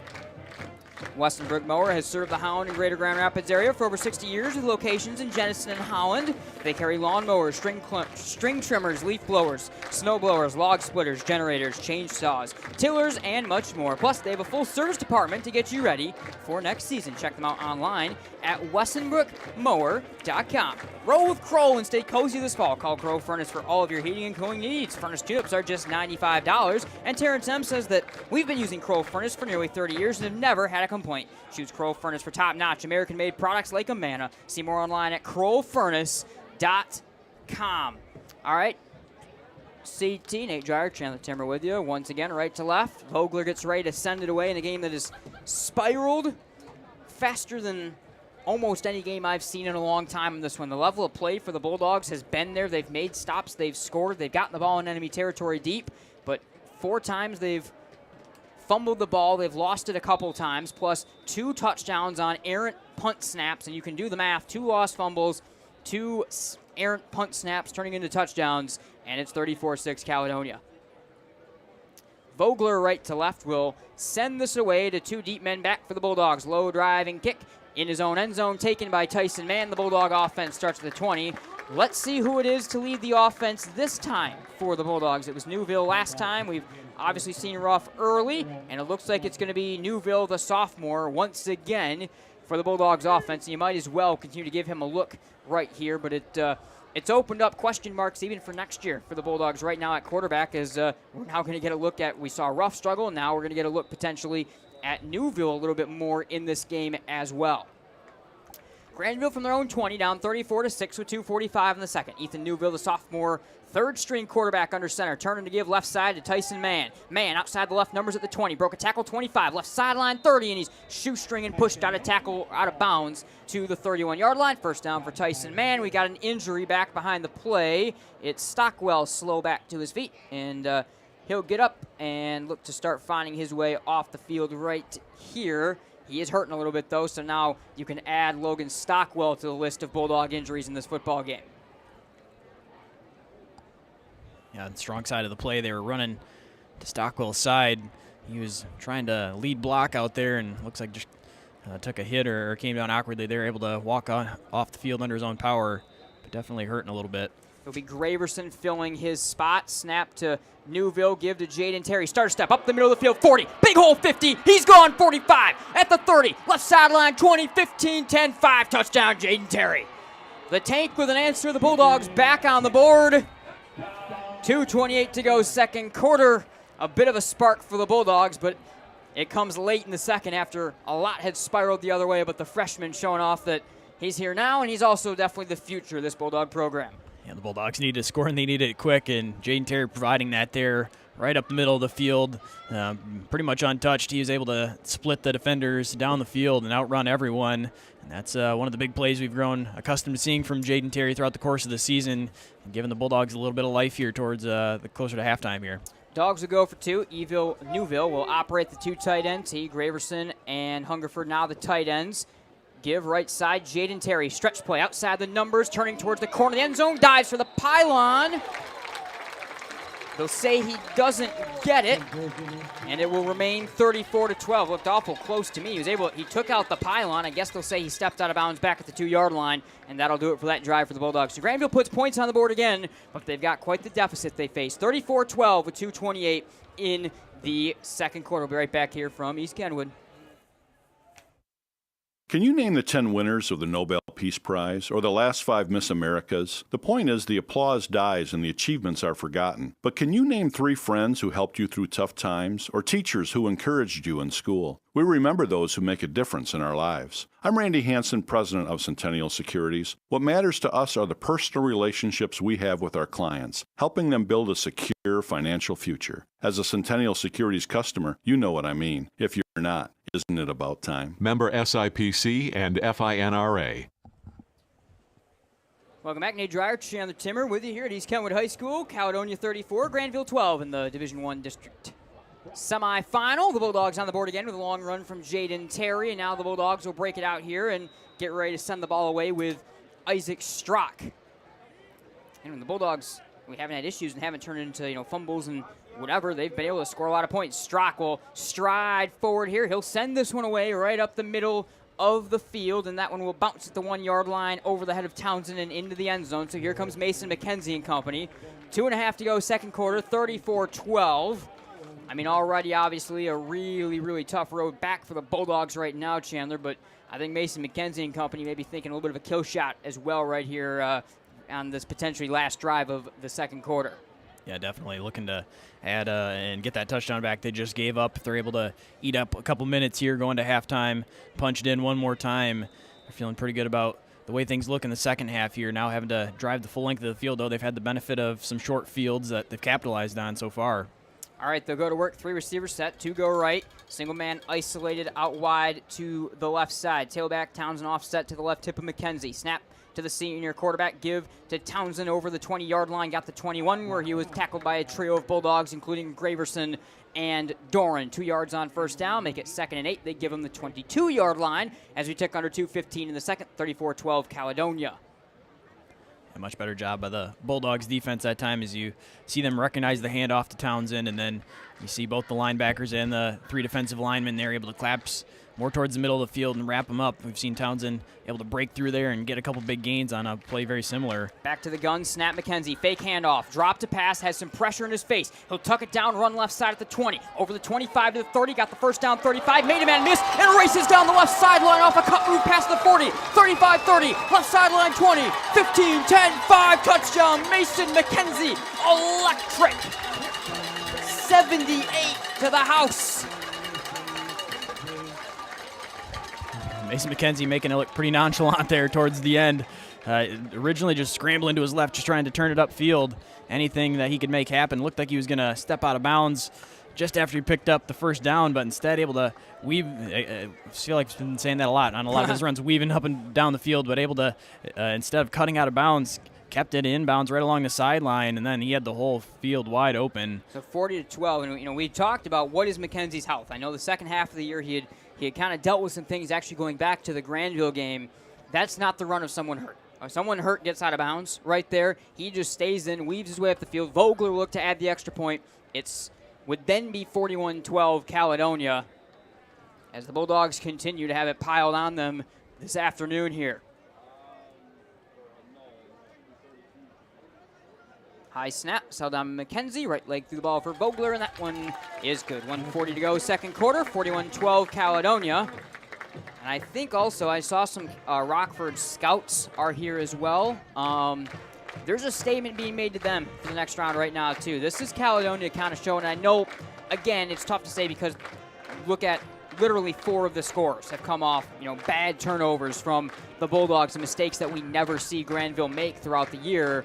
But with that said, when McKenzie goes on a run like that against you, I think you are learning quite something about what they may have the ability to do right here. Vogler again, right to left to get ready to send this one away. But first, are you ready to enjoy your career? Royal Technologies is hiring for assemblers, operators, material handlers, and supervisors. No matter what your talents are, there's room for you to learn and grow. Royal offers many benefits, such as paid time off, insurance after 30 days, weekly pay, quarterly bonuses, and an on-site gym. They're even closed on Sundays. So go online to royal.com and apply today at Royal Technologies. Right to left, Bulldogs have got 2 deep men back at their own goal line. Return this one here from Vogler. Right arm in the air, right leg through the football. Right to left, low piercing kick will bounce at the 3-yard line and get rolling past Tyson Mann on an angle into the end zone. And the Bulldogs offense will start at the 20. So it was a good drive last time as Jayden Terry went the distance for the Bulldogs. Now we'll see Ethan Newville, the sophomore quarterback, and the rest of the Bulldogs offense get one more chance right here again for the Dogs. Curious to see Newville maybe get some chance. He got a minute 40 here. Curious to see him go to the air, what he maybe has the ability to do right there. A guy that's obviously very well versed in running. The offense as a sophomore and gets to do it on a weekly type basis. He'll break the huddle here. Kopko in the middle of Terry and Mann. And out of the 2 tight end T, they'll go to work again. It still is Graverson out there. Hand off to Jayden Terry. He's bottled up at the line of scrimmage as Theron Sanders rips him down to the ground. Minute and a half and less in the second quarter. 41-12 Caledonia. Fighting Scots defense able to bottle up Terry a little bit better there than on the previous run. The one benefit of a couple scores quickly going back and forth does leave the Bulldogs enough time here as we're getting closer to a minute, looking more unlikely, but they do have time to try to make something happen here with a couple timeouts remaining as well. Newville in from the sideline here, and the Bulldogs will break it. They got 1 yard on that run up to the 21-yard line, so make it 2nd and 9. 2 tight end T against a 5 down front. Newville give to Tyson Mann, and he's swallowed over left guard right away back to the line of scrimmage. That'll make it 3rd and 9. We take under 50 seconds to go in the second. 41-12 Caledonia. A shocker again. The scoreboard doesn't quite tell the whole picture if you just look at it, but it does tell a lot of the story. Obviously, it tells what the score is, and the mistakes that you have seen to help get to that score may be a little surprising versus what you may think. We've got a timeout called by Caledonia. So the Scots and Coach Pennington aren't going to let, Grandville is maybe happy letting this thing kind of run in the half.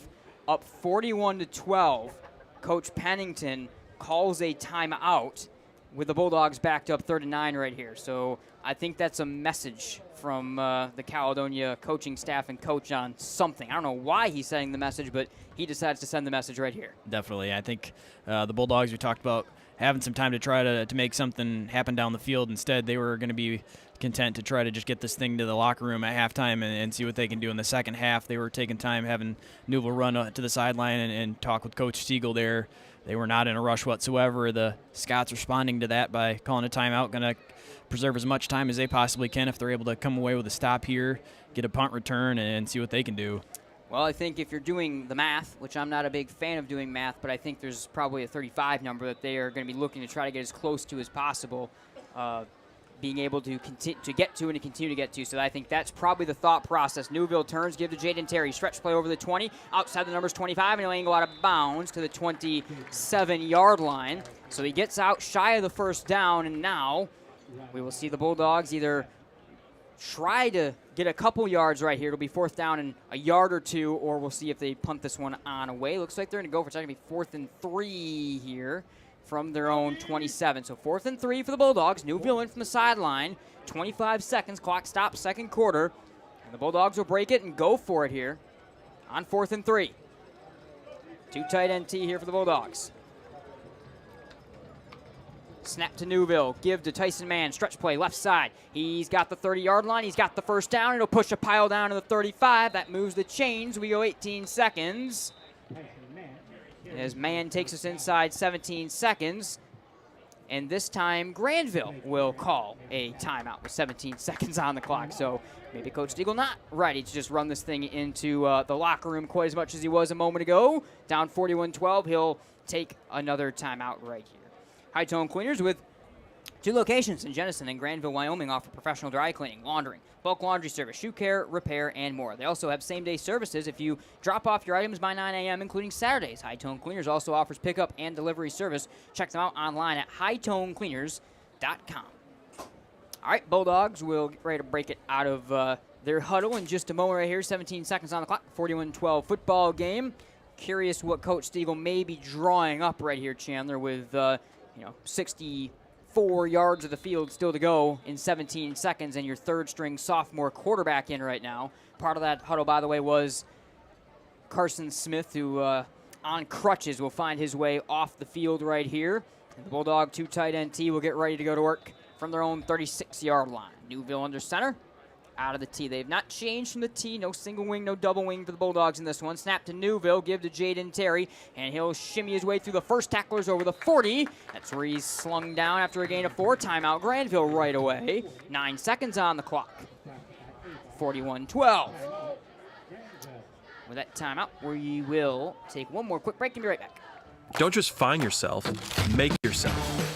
Start businesses, build bridges, save lives, raise a whole city. This is your future, so take it and move all of us forward.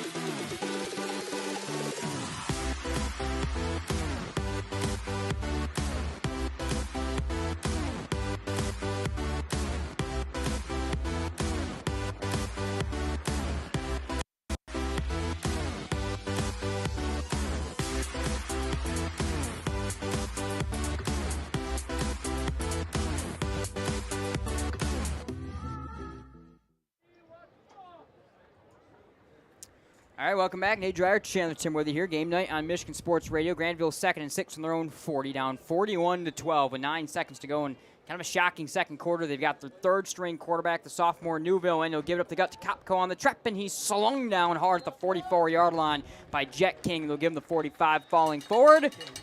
Timeout called by the Bulldogs with, it's going to be 3 seconds, I think, still on the clock. We'll see what it gets reset to right here, but they'll get one more play out of it.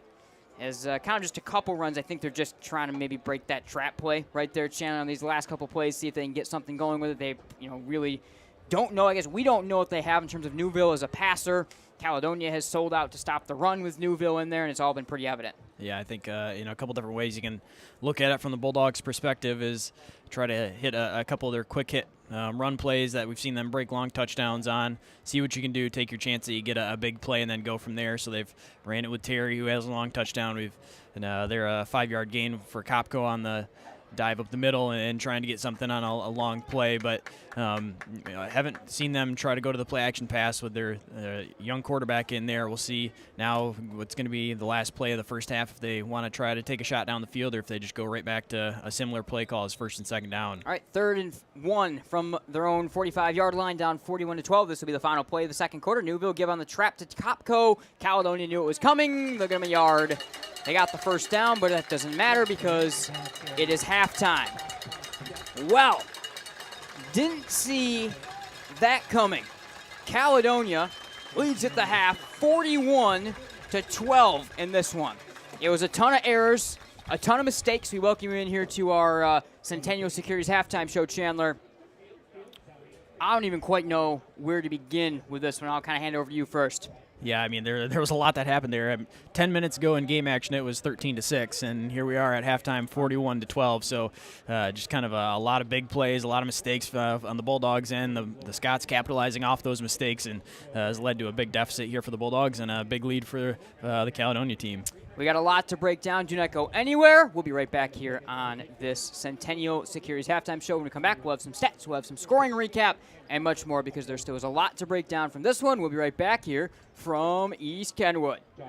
Michigan Sports Academy offers quality youth sports in Grand Rapids, Holland, and Muskegon. With a wide variety of programming, MSA has something for new athletes who are just starting out to experienced athletes looking to take their game to the next level. Year-round programming is offered in basketball, lacrosse, soccer, and volleyball. Your athlete will love the quality of instruction from experienced coaches in state-of-the-art facilities conveniently located in Grand Rapids and along the lakeshore.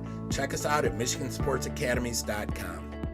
Founded in 1969, J&H Family Stores has grown from a single tank truck to over 50 convenience store locations in West Michigan. Our locations offer a variety of fuel options ranging from Exxon, Mobil, Marathon, and Citgo. At many of our stores, you'll also be pleased to find a Tim Hortons or Subway. Find the location near you by visiting myjhfamilystores.com. There's one in your neighborhood. AHC Hospitality is hiring for several open positions at its downtown hotels. Starting pay is $16 an hour paid weekly with medical, dental, health benefits, hotel discounts, and more. Positions include front desk, housekeeping, restaurant, and management roles at our 5 premier downtown hotels. Visit ahcjobs.com to jumpstart your career at one of 5 world-class hotels in downtown Grand Rapids, including the Amway Grand Plaza and the JW Marriott Grand Rapids. Again, visit ahcjobs.com. Cornerstone University. The professors are... To everyone who loves great food, let us make you a meal the Wisconsin way. We cook each butter burger to order for you and the people you love, so it's the best part of your day. The best. The best. And every creamy scoop of fresh frozen custard, pure happiness. Pure happiness. Pure happiness. Because where Culver's comes from. And the heart of America's Dairyland. Our love. Our love for fresh food is as strong as our love for all of you. From Wisconsin with love.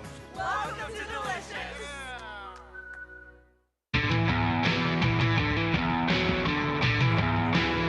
The sinister cries haunted Mary through the night.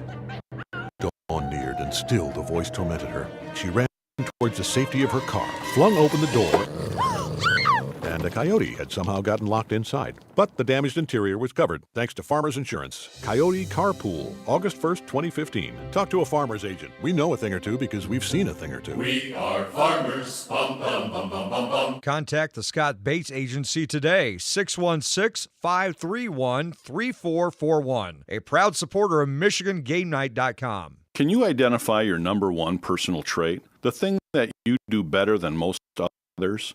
If not, this may be a good time to think this through. If you're really good at writing, then why use the phone? If you're great on the phone, why use email? If you have exceptional human relation skills, why sit back and let others lead? I'm Randy Hansen, president of Centennial Securities Company. Playing to our strengths is something we do very well at Centennial. And if you're already a customer, you know what I mean. If not, isn't it about time? Member SIPC and FINRA.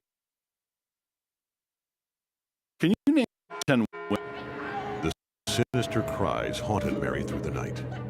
Dawn neared, and still the voice tormented her. She ran towards the safety of her car, flung open the door, and a coyote had somehow gotten locked inside. But the damaged interior was covered thanks to Farmers Insurance. Coyote Carpool, August 1st, 2015. Talk to a farmer's agent. We know a thing or two because we've seen a thing or two. We are farmers. Bum, bum, bum, bum, bum, bum. Contact the Scott Bates Agency today, 616-531-3441. A proud supporter of MichiganGameNight.com. Can you identify your number one personal trait? The thing that you do better than most others? If not, this may be a good time to think this through. If you're really good at writing, then why use the phone? If you're great on the phone, why use email? If you have exceptional human relation skills, why sit back and let others lead? I'm Randy Hansen, president of Centennial Securities Company. Playing to our strengths is something we do very well at Centennial. And if you're already a customer, you know what I mean. If not, isn't it about time? Member SIPC and FINRA.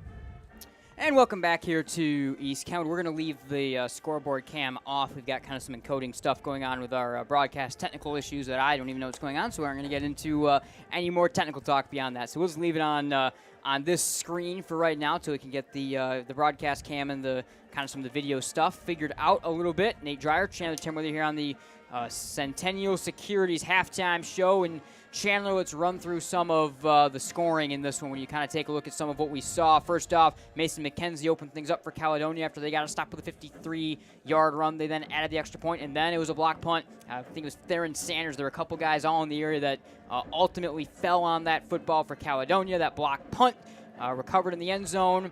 Wound up being 13-0 after the extra point was no good, and then aborted on a throw over the back of the receiver as well after it was blocked, and then it was a long story on how it happened. It's the second of many stories we're going to have in terms of the special teams in this game. Then the Bulldogs went from Ruff to Hungerford for their first score of the game, as Cash Ruff did get on the board with a touchdown throw to Drew Hungerford for 17 yards. The extra point then was blocked, 13-6. Townsend answered with a 20-yard run. McKenzie answered with a 44-yard run, and then Sanders had a fumble recovery again in the end zone off a punt. 3 scores in a row for Caledonia because Grandville had 2 fumbles of their own in there that gave plus territory for the Scots. They're able to score easily and made the game 34-6 at that point in time after Grandville had the ball down 13-6 at one point early in the second quarter. Jayden Terry then had a 70-yard touchdown for the Bulldogs. No good on the 2-point conversion, 34-12. McKenzie answered with a 78-yard run of his own to make it 41-12, and that's where we get at the halftime. Mark Chandler, take us through some stats. All right. Starting with the Bulldogs, Cash Ruff played the first quarter, ended up getting substituted out there towards the end of the first half, but he had 51 passing yards. Tyson Mann, 71 rushing yards. Jayden Terry led the Bulldogs, 164 rushing yards. Kopko, 29 rushing yards. On the receiving end, Kopko had 2 receptions for 22 yards. Mann, 12, and Hungerford with that 17-yard touchdown catch for the Fighting Scots. Really only 3 players touched the ball and moved forward, at least for the Fighting Scots. McKenzie, 8 carries, 185 yards. Townsend, 4 carries, 78 yards. And Heron, 1 carry for 3 yards.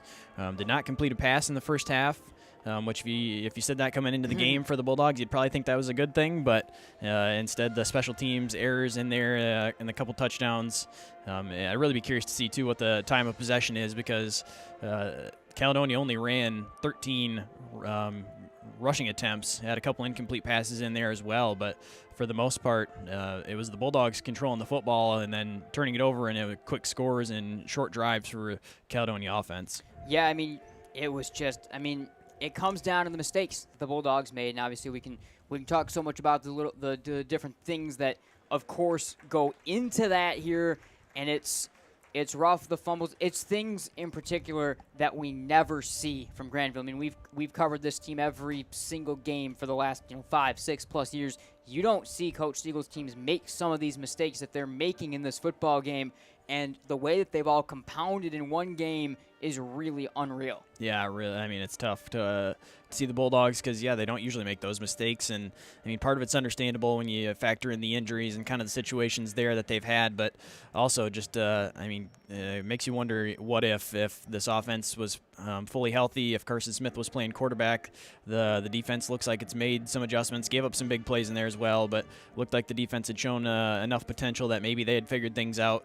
But then you factor in the multiple turnovers on offense, a couple special teams blunders, and some easy scores for Caledonia going that way, and before you know it, this game's gotten out of hand. Yeah, that's the easy way to say it. This game has managed to get its way out of hand, 41-12. Don't have the running clock quite yet, but Caledonia gets the ball to start the second half. And I can say this much, again, in 6 years, however many years it's been covering this team, I've never seen Grandville have a running clock against them.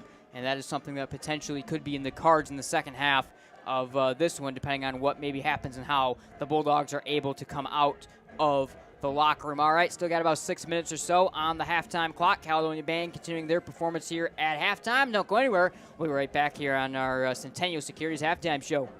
Can you name the 10 winners of the Nobel Peace Prize Prize or the last 5 Miss Americas, the point is the applause dies and the achievements are forgotten. But can you name 3 friends who helped you through tough times or teachers who encouraged you in school? We remember those who make a difference in our lives. I'm Randy Hansen, president of Centennial Securities. What matters to us are the personal relationships we have with our clients, helping them build a secure financial future. As a Centennial Securities customer, you know what I mean. If you're not, isn't it about time? Member SIPC and FINRA.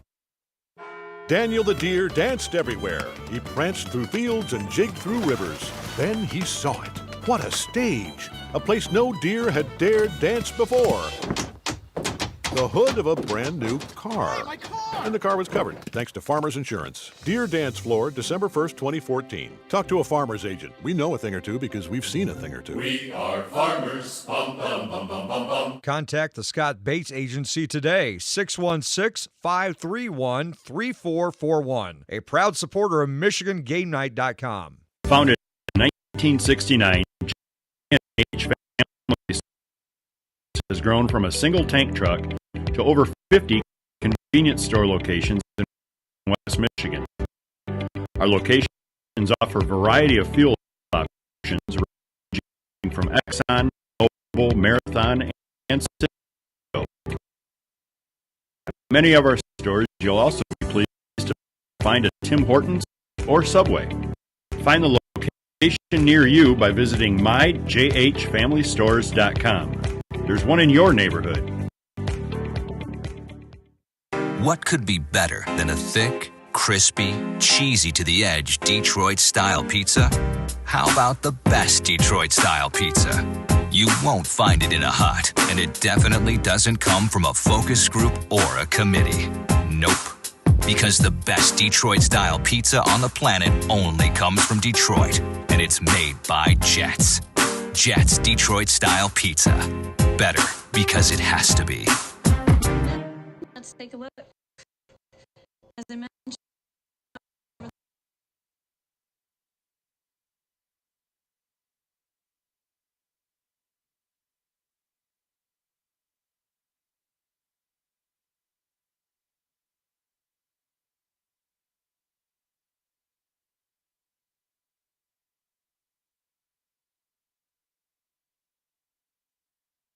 the coffee stand on the seat. Eat some breaks.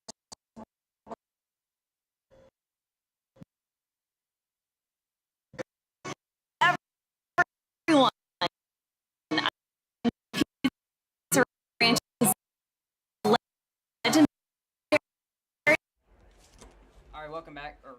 Welcome back. Nate Dreyer with you here. Chandler will rejoin me in just a second. Apologies to Weller Seltzer of Auto Parts, as well as Pizza Ranch right there for some of the issues on their ads. We'll continue to work on some of the issues on frame rate and video and so forth, but keep this the rest of this broadcast going right now. 41-12, Caledonia leading Grandville at the half in this one, as the Fighting Scots are returning to the field right now from their halftime break. The Bulldogs do the same, so the warm-up's underway. We're actually going to step aside from the Centennial Securities halftime show one more time. We'll be right back.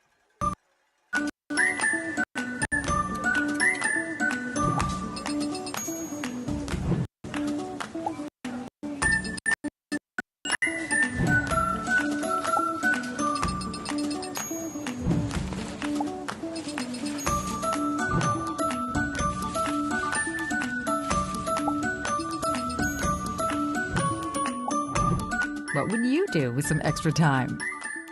Shop Fastlane today.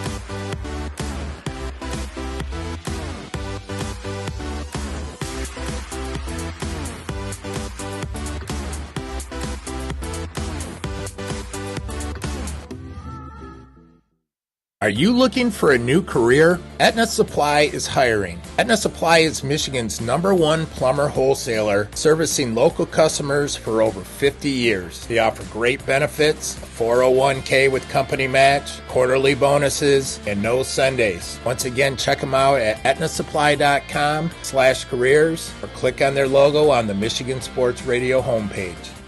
Cornerstone University. The professors are very open to helping whenever they can. Academic excellence, character-driven athletics, Christ-centered community involvement. Cornerstone has been a great opportunity for me to grow as a leader, just being able to approach people and be warm and welcoming and hospitable. Experience it for yourself. Attend a Golden Eagle Day at Cornerstone for a taste of campus life and the chance to meet faculty and staff. To arrange a visit for your high school junior or senior, go to cornerstone.edu. Cornerstone University. Build a life. Looking for a great place to buy a used truck or car? Check out Extreme Truck and Auto Center, located at 1098 O'Malley Drive in Coopersville. They have a huge selection of trucks, cars, vans, and SUVs. Stop by their lot or give them a call at 616-384-3777. You can check out their inventory at xtacenter.com.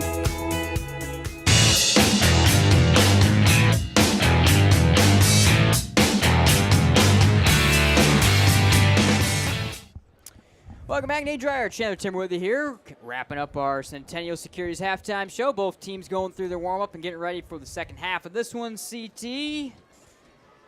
All right, well, 43-0, or 43-12, feels like 43-0. I don't know where that came from. 41-12 at the end of the second quarter, going to the second half, Chandler, and now getting ready to get this second half of play underway. I mean, I don't even quite know in either locker room what you're probably saying right here at this point in time, and what is definitely not what anyone expected to look like this. Yeah, a hard situation for the Bulldogs sideline and the coaching staff. They're trying to motivate these guys for the second half. I mean, of course, you're going to try to do everything you can to get yourself back in the game, but at the same time, you understand the situation. And at the quarterback position, you got an audition for next year. For the seniors that are out there, it's tough, but you kind of know that you're coming into some of your last minutes on the field here likely, but so just kind of trying to enjoy it and do everything you can, make as many plays and see what happens and go from there, but kind of try to relish what this moment is. And it's a Grandville team, and I think you can, of course, directly look at some of what went wrong, quote unquote, today, to some of the injuries that they have. You look on the offensive side of the ball. Carson Smith is out. Excuse me, Braden LaCroix is out. We've seen Stockwell out for a lot of the second quarter now.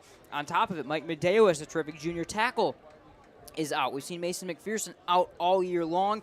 Tyson Mann, finally starting to get back to health and has looked good so far today. But, I mean, you pile it on top, and at the end of the day, you can't lose your quarterback, especially running the T offense. And, the offense, you take out the fumbles. They've moved the ball in periods. They've scored the ball. I mean, you take away, again, 2 fumbles that turn the ball over into plus territory, plus 2 punt fumble recoveries in the end zone. I mean, you've literally got 4 scores on the board right there alone. Yeah, I think when you talk about teams that kind of beat themselves in a half, that's exactly what the Bulldogs went through in the first half. And, of course, I mean, you don't know how those drives end on the where they turn the ball over on the fumbled snaps and fumbled at the goal line as well. But, there's a chance those drives stall out anyway. But it's so tough when you lose the football like that. And then you've seen you started the series off moving the ball down the field, kind of seeing where things are going, and then to just abruptly have an end like that and then try to recover after it happened multiple times can be tough. Cal will get the ball, start the second half of play in this one. Isaac Strock the ball in the tee at the 40. We'll get ready to boot this one away for the Bulldogs. Pair of Caledonia deep men back to the 10-yard line for the return right here as Strock will get ready to send this one away for the Bulldogs. Home alternate gray uniforms for Caledonia. Numbers and helmets are in purple. The Bulldogs in the traveling whites with the maroon helmets and the maroon numbers. And away we go with the second half of a 41-12 football game. Strock marches forward, right leg through the ball on a low driving, twisting kick taken in outside the right hashes at the 10-yard line. It's Townsend over the 20, and he gets tackled by his leg at the 23-yard line by Avon Cott. And Caledonia's offense will have to go just a little bit more than 75 yards. They come on the field for the first time in the second half, and they are looking, by the way, for the running clock right now as well. That'll be the goal of this drive. Yeah, I saw them trying to fight for it before the end of the first half, trying to preserve as much time as they could, calling some timeouts to get the ball back for their offense. We've seen them a couple times backed up in their own side of the field here, just past the 20 now on this one, and they've had a couple big plays that have gotten down the field pretty quickly. All right, from the gun, McKenzie will get ready to go to work. 3 receiver set. As he motions the wing across the line, McKenzie give to Townsend, faked read option keeper, left side over the 30, cut by Hungerford and stumbles to the 29-yard line as he kind of got tripped up there a little bit by the turf monster by his own feet, trying to avoid Stephen Jackson. But he'll get 5 on first down. Second down, Caledonia here from their own 29 this time. Second and 5, 11:34 in the last third quarter. 41-12 Scots. And Coach Pennington's offense will break it out one more time. They again go to a 4 receiver set to start this time with Derek Pennington Jr. motioned into the right slot. Bulldogs bring 3 down linemen to the standing edge rusher. Snap to McKenzie, chest high, give to Townsend. He'll break it outside. The tackler's at the 30-yard line. Gets twisted down from behind up to the 32. Tackled by Avon Cott. Come in from the secondary to make the stop. 3rd and 2 Caledonia at their own 32. 11:05 third quarter. You really haven't seen Caledonia's offense in situations like this a whole lot where it's 3rd and short. It's either been big plays down the field or 3rd and 4th in long situations where they've either lost yards on 1st and 2nd down or had some penalties where they've been backed up. 41-12. Caledonia breaks it out with a big lead in this one. They'll send him 3 wide, ball on the right hash mark. 2 receivers left, isolated single receiver right, tailback Townsend offset behind the right hip of McKenzie on 3rd down.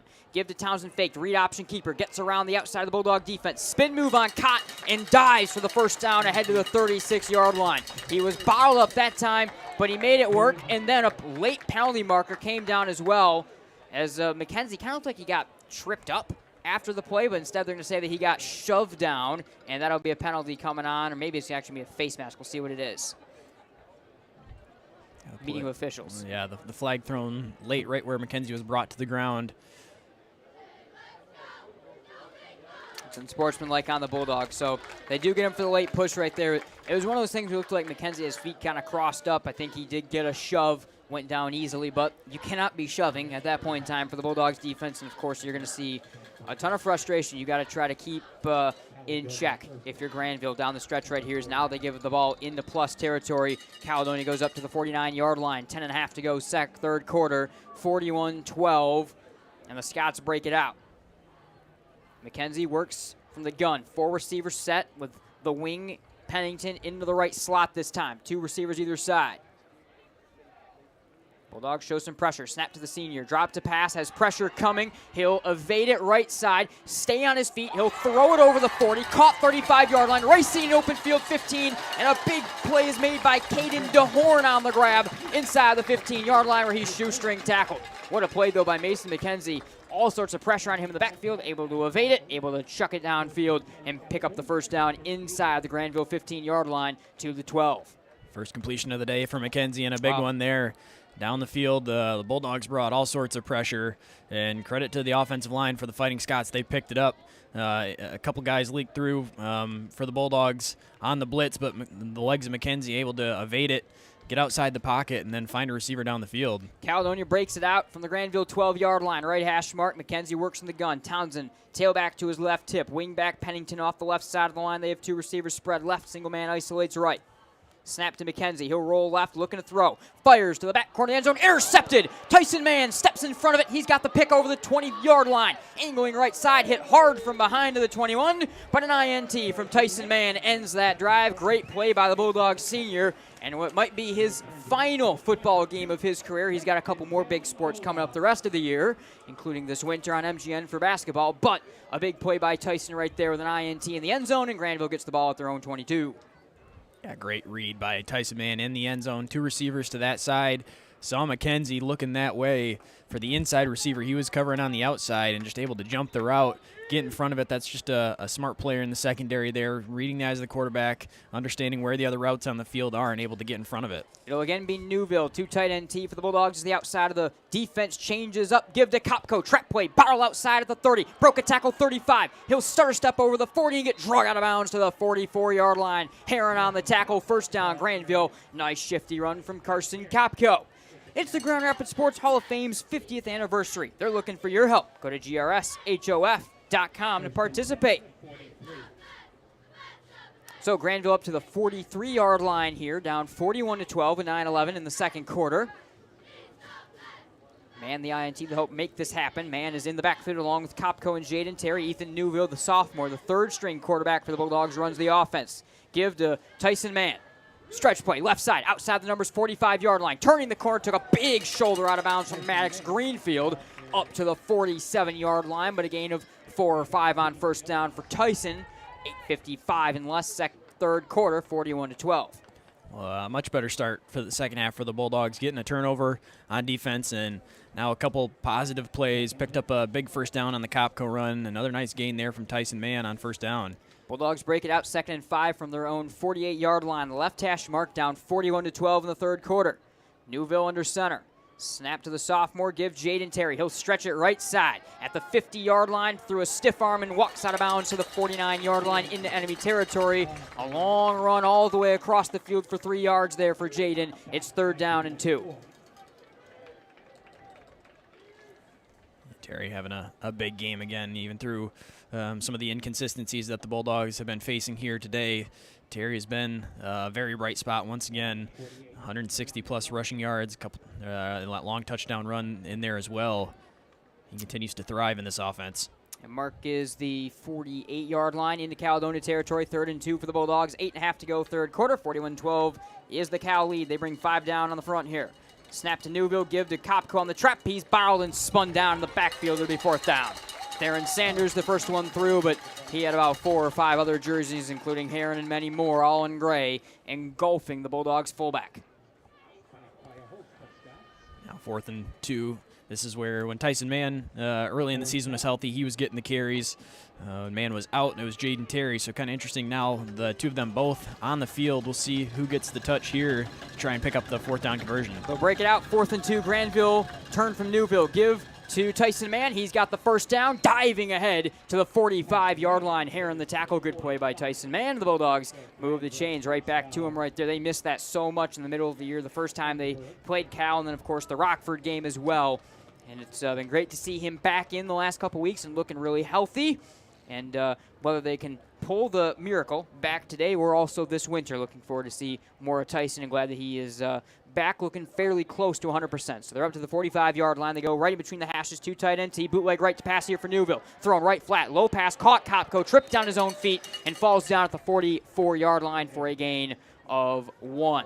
So nothing much going right there. They'll give him 2 on the tumble, but we see Newville for the first time at least throw the football right there, and you got Kopko, the fullback, in the flat. Yeah, just a throw into the open field there for Newville, something to get a completion for him on the stat sheet. A throw just a little bit low. Kopko able to corral it, but lost his footing in doing so.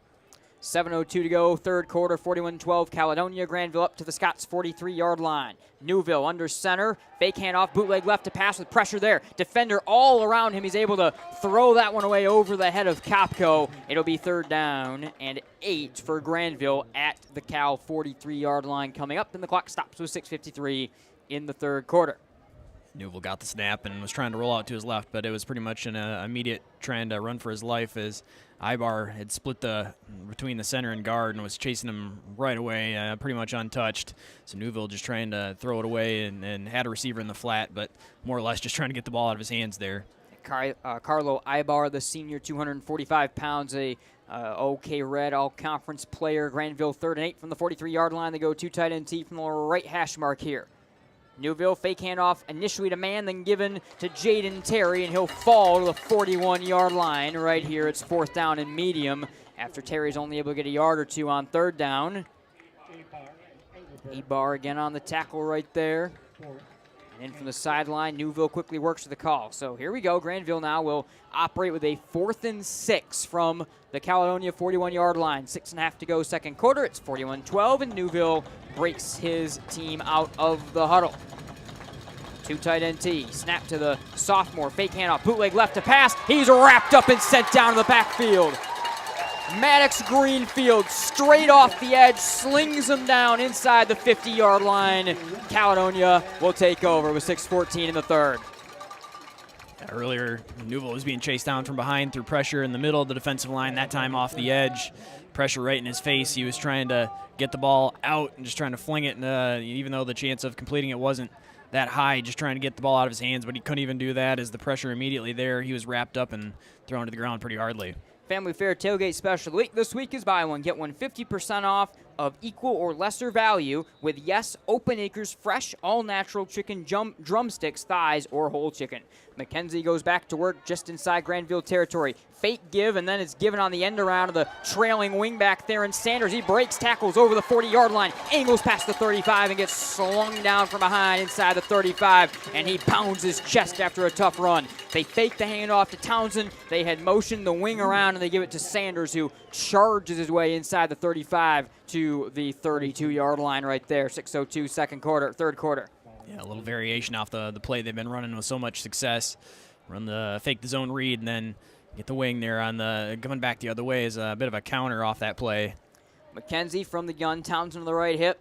They'll give it to him with a fake throw. Townsend cuts it up over the 30, broke a tackle past the 20, races left sideline, jumping away from defender 5, and walks into the end zone. Touchdown, Caledonia.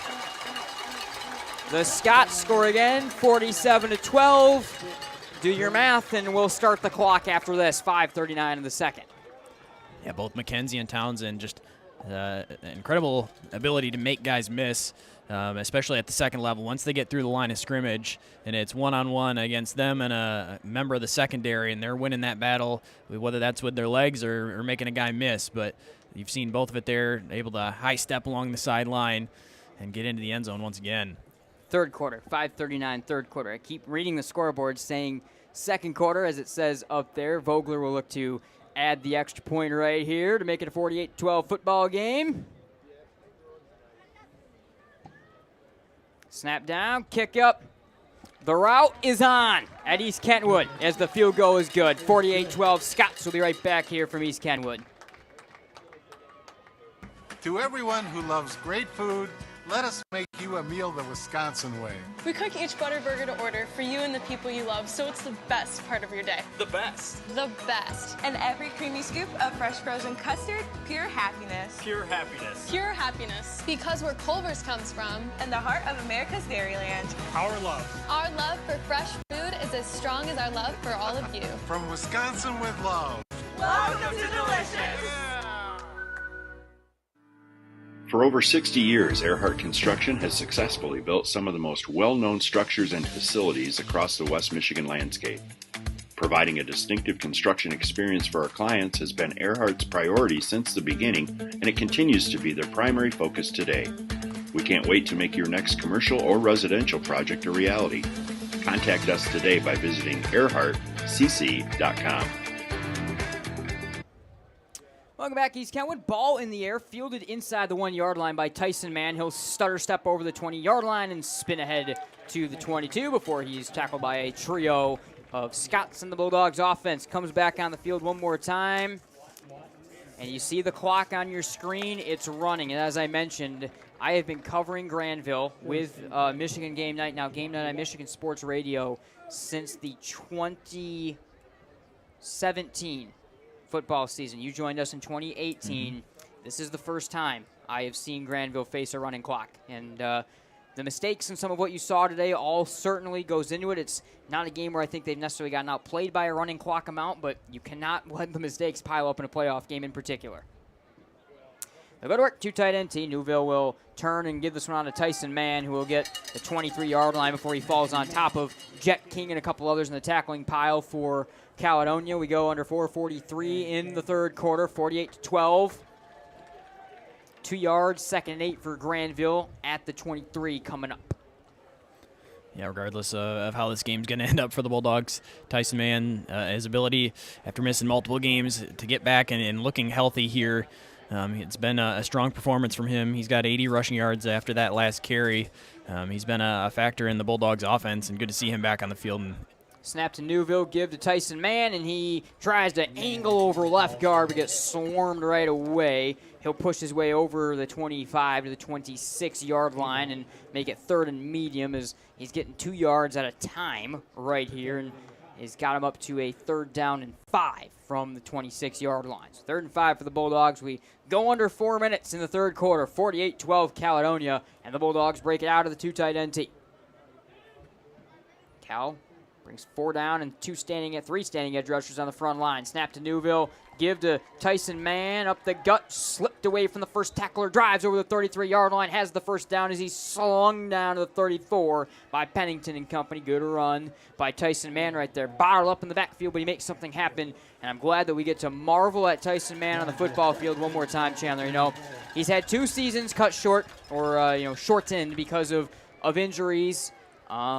Played some his sophomore year as well. He's been such an impressive player to watch. 1st and 10, Grandville up to the 34-yard line. Give to Jayden Terry on the stretch right side. He's running along the 30. He'll cut it up over the 35. Got pushed out of bounds from behind by Blake Heron. A late hit out of bounds, and it will be no penalty marker, and the ball will stay with the Bulldogs here just shy of the 40-yard line. Good run by Jayden Terry. Again, he ran straight east and west, able to cut it up and find some yardage on 1st down up to the 39-yard line for a gain of 5. Yeah, that's something that Jayden Terry can do that not many guys on the field at this level can, and just outrun guys like that, running parallel with the line of scrimmage. Usually that's a bad recipe. The defender going to close the space pretty quickly when you do that, but Jayden Terry has a different set of skills and is able to do that. Newville give to Kopko on the trap, bottled away from one man, keeping 2 hands on the ball over the 45 and falls to the 50-yard line for the first down. Tackle made by Heron on the outside. And a good job to move the chains right there from Kopko. Reed Vogler, the sophomore, also busting in for the tackle. They'll give falling forward. Kopko, the 49-yard line, into plus territory. So good run right there by the Bulldog fullback. He's bottled up the whole time, but finds yardage, finds the first down as we go inside 2 minutes by the time they snap this. Third quarter. Bulldogs trail 48-12. Newville, the sophomore, 3rd-string quarterback in for the Bulldogs. Snap to Newville. Fake handoff. He'll roll left to pass. He'll fire it deep across his body, and it's batted away at the 30-yard line. A pair of defenders were in front of the intended target, Logan Stockwell, and that one's broken up on a dangerous, dangerous pass. It'll be 2nd down and 10 back at the 49. Yeah, I think that's a play moving forward if Newville is going to learn just not to throw that football in the future. Of course, not a ton to lose here in a situation where you're just trying to throw it up and let your guy make a play, but double coverage down the field, the ball underthrown. He's been chased around, so I can understand just trying to get the ball out of your hand and give your maker a chance on the outside, but probably would have been better off just trying to tuck that and see what you can do. Snap to Newville from the 49. Give to Mann on a stretch play. Left side, bottling through traffic. He's able to break away from Mann over the 40. Got leveled hard to the 38-yard line from the side, but moves the chains for the Bulldogs. 1st down. Vogler again on the tackle for Caledonia. And another chain-moving run from Tyson Mann, who comes up a little limping at the end of that play right there, as he's mostly, I think, just readjusting some of his equipment right there at the end of the play, and he will, because of that, head back to the sideline. We'll see Easton Sadinsky come in. So very young Bulldog unit out there right now in terms of the skill position players in the backs, in particular junior Kopko in the middle, of the freshman Terry, the sophomore Sadinsky, and the sophomore Newville. Grandville to work from the 38-yard line inside 40 seconds in the third quarter. Down 48-12. Newville turns, give left side to Sadinsky. He shut down and twisted down in the backfield at the 41-yard line. Escaped for a moment and dove no further than the 40, and it'll be a loss of 2 on 1st down for the sophomore Sadinsky on his first touch of the ball game. 20 seconds and less, third quarter. We'll see if the Bulldogs run another play here or not.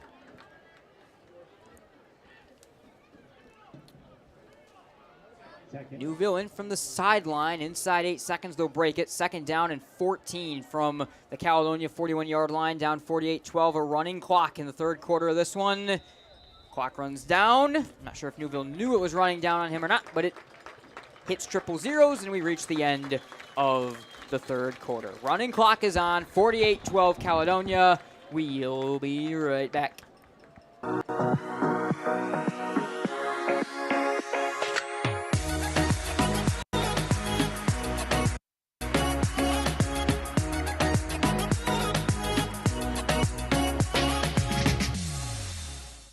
.67 horsepower, candy red, 8 cylinders of freedom.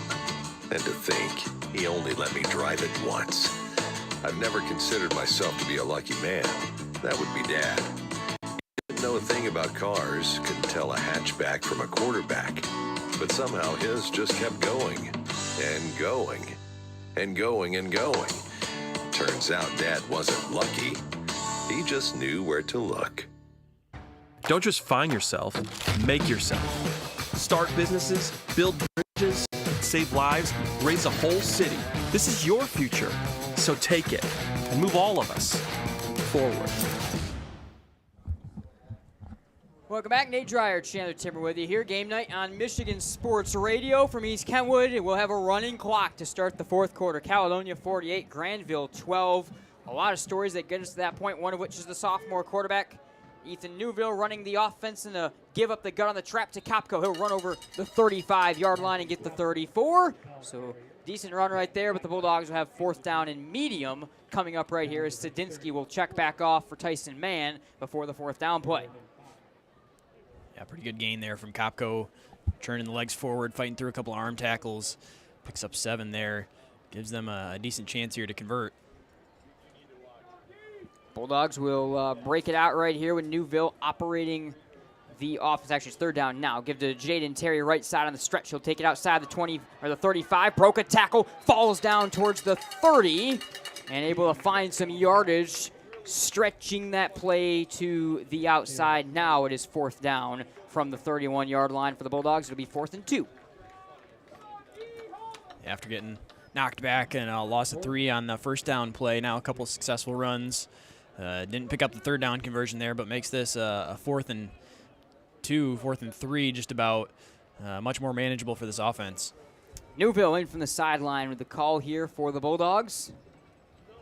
And they'll break it out from the 31-yard line. They got to get a couple here on fourth down out of the 2 tight end T. Trailing 48-12 early fourth quarter. Newville turns, give to Tyson Mann up the gut. He's got the first down, twisting over the 25 and slung down to the 21-yard line. Hard tackle made in the secondary there, and a good job again by Mann to help move it. Yeah, Tyson Mann, 20th carry of the game, so after working his way back from the injury, now getting a full workload here. Greenfield on the tackle, so the 22-yard line, 1st and 10 for the Bulldogs. They're moving it pretty well right here on this drive as Newville goes back to work for the Bulldog offense. 2 tight end T. 5 on the front line for Cal. Trap play, Kopko bottled up, backed his way away from the defense, angles left to the 20, to the 15-10, 5-yard line, twisted hard out of bounds to the 3-yard line. A hard tackle from Jace Lawton, but it's 1st and goal Bulldogs. What a run by Kopko. He was bottled up, he backed out of the defense, turned the corner, raced up the field, and gets it 1st and goal for the Bulldogs. Under 9:40 to go in the final frame. One of the cooler runs you'll see on the fullback trap there where Kopko never giving up on the fake the whole time, selling like he didn't have the ball, just kind of casually backing up and then bouncing it to the outside. All right, 2 tight end T. Again, the sophomore Newville running the offense here for the Bulldogs. Snap to Newville. Give to Mann, up the gut, bottling, backing his way. He got as far as the 1-yard line. I'm sure the big hit there from Heron thrown in. I'm sure Coach Stiegel is going to do some of what he can to maybe get 17 in the end zone at least one more time right here under 9 minutes to go. Yeah, Lennox, I wouldn't be shocked to see him get a couple carries here, at least one more to try and punch it in. 48-12 Caledonia, and a running clock, as I mentioned, for the first time in my history of covering the Bulldogs. They have a running clock against them here in the playoff game. 2 tight end T, and Newville, the 3rd-string sophomore quarterback, straddles under center. Give Jayden Terry, the freshman, over right guard into the end zone. Touchdown, Grandville. So the future of the Bulldogs program comes up with his 2nd score of the game on the ground, and it's 48-18. And they will be able to stop that clock, at least momentarily. Now a 30-point game once again. Yeah, the second half has seen some better drives from the Bulldogs. This was the first scoring drive for them in the second half, but a couple times just having some longer possessions, able to move the ball down the field, picking up some yardage, this time capitalizing it off with some points. Bulldogs will go for 2 right here. Kopko in the middle of Terry and Tyson Mann. Ethan Newville, the sophomore, will run the offense one more time. Mann motions right slot. Bootleg right to pass. Thrown at the goal line. Caught. Hungerford turns away from defender and stands up spinning into the end zone for the 2-point conversion. 48-20 with 8:43 to go in the ball game. Caledonia will be getting the ball back right after this. To replace that worn-out carpet or floor, Floor Coverings International makes it easy. They bring their mobile showroom to you. Save yourself the trip and gas shopping around. See a wide selection of carpet, hardwood, laminate, and vinyl in the lighting of your own home. Go to floorcoveringsinternational.com today for your free consultation. Work with one team for a hassle-free experience from the quote to installation. And each Floor Coverings International business is independently owned and operated, so they are local business owners in our community. Floor Coverings International, the flooring store at your door. Bowling is a great time that combines great friends, football, and bowling. Compete against your friends or family, throwing a football at 10 real bowling pins. You can bring in your own food, or they have a pair of 45-foot bars featuring soft drinks and adult beverages. Visit bowlingwarehouse.com, Grand Rapids, to reserve your lanes. Welcome back, East Kentwood High School and Falcon Stadium here, where Caledonia leads Grandville 48-20. Isaac Strock the ball on the tee, right to left, gets ready to send it away here for the Bulldogs. Nate Dreyer, Chandler Timmer. Here it's game night on Michigan Sports Radio. Right arm in the air. Strock will stride on forward, and he will send this one away the full length of the field. Taken at the 9-yard line on a leap, angling to the right side here with Brock Townsend. Broke a tackle over the 20, gets swarmed by Graverson and Cott at the 21-yard line, and Caledonia will take back over. 8:37, the clock has stopped again right now in what is a 4-score football game. And Mason McKenzie and company, will likely see McKenzie. We'll see. We'll get ready to roll onto the field here. That is a factor, as both Townsend and McKenzie dealing with some injuries throughout the course of the season. Of course, playing here today, but at some point, you'd imagine with a big lead, going to get them off the field in order to keep them rested up for a big matchup next week. We saw the Bulldogs sophomore. We're now going to see the Caledonia sophomore. Brody Betzer, the sophomore quarterback, probably the future. We can expect to see him next year if this Caledonia offense will get ready to run things from quarterback. He's got DJ Walker alongside him. He'll give to Walker. We've got whistles down. And we've got a false start against the Fighting Scots in Betzer's first play. Betzer wears number 9 in gray, and he is a solid quarterback, and he is going back to the sideline right now to get the call from Coach Pennington. But we saw him before the game. He throws a pretty good ball. Don't know what his speed is compared to McKenzie. We may get a chance to learn that right here, but a pretty solid quarterback that's now backed up to his own 16-yard line right here. It'll be first down and 15 for the Fighting Scots with 8:34 in the second quarter. When they get this drive started, they lead by 28, and Betzer goes to work. So again, DJ Walker, who's got 4 total touchdowns on the year, by the way, the junior tailback will be to the right hip of Betzer. Delayed give. It's a quarterback keeper, and he's swarmed in the backfield. Jacob Sherry wrestles him down at the 15 for a loss of 1. It'll be second down and 16 for Caledonia now. Yeah, there's been flashes from the Bulldogs defense throughout the day that the adjustments they made, switching to the 3-man front there and giving some different looks defensively, that they were going to be able to slow down Caledonia's offensive attack compared to the first meeting between these two teams. Just too many short fields and easy scores for the Fighting Scots have kind of made this look like a worse defensive performance than it probably was going to be. 3 wide receiver gun set, snap to Betzer, delayed give on to Walker, over left tackle, busted down and sent down hard at the 17-yard line by Aiden Doran. It'll be third down and long for the Scots right here. Amazing the difference of this offense when you take McKenzie out, though. When you take his speed out, when you take the crispness of what he's able to do with the mesh point out, it's a very different-looking Caledonia offense. We even saw that when Jet King, the senior, ran the offense at the end of the last Grandville game. It's going to be interesting how Coach Pennington is able to find answers next year in this offense without McKenzie. They'll break it out, 3rd and 14 here from their own 18-yard line. In between the hashes, 2 receivers spread right, single man to the left. Bulldogs bring 3 down linemen here. Snap to Betzer. He'll run it straight left. He tucked it down. He'll cut it up over the 15-yard line. Spun out of a tackle at the 21 and backs his way to the 24-yard line, 2 yards past the original line of scrimmage. It'll be 4th and very long. We'll go under 7 minutes by the time this next snap comes, and we will see Caledonia, in all likelihood, punt the football away. They will punt the football away here. Vogler comes on the field, and we'll get to see this unit for the first time as well. A nice stand from the Bulldogs defense late here in the second half, trying to make the score look a little bit more respectable. So we've seen them once when Vogler was backed up into his own end zone on an earlier drive. One of the times Grandville wound up fumbling the football quickly. Snap to the right side of the punter, Vogler. He'll sidestep over to it, send a tumbling punt away to the Grandville 45-yard line, taken by Tyson Mann, runs over the 50, and Vantoff slings him down at the 49-yard line. Horn also in on the tackle, and the Bulldogs offense will get to take back over. Clock stop, 48-20 with 6:23 in the fourth. I'm not saying Grandville's going to win this football game, but really we're going to be able to have a much different looking final score compared to where this thing was a few moments ago, possibly.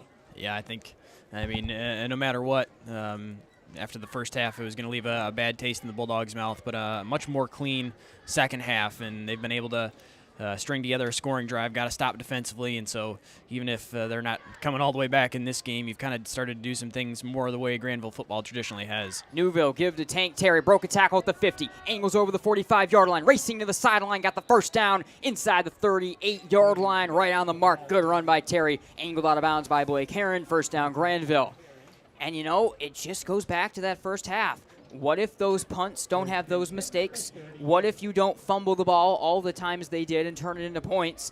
What sort of different football game are we talking about right now? Because again, you take those 4 scores compared to what the score is right now, and you have pretty much the difference. Bulldogs will go to work, 2 tight end T from the Caledonia 38-yard line, snap to Newville, give to Kopko on the trap up the gut.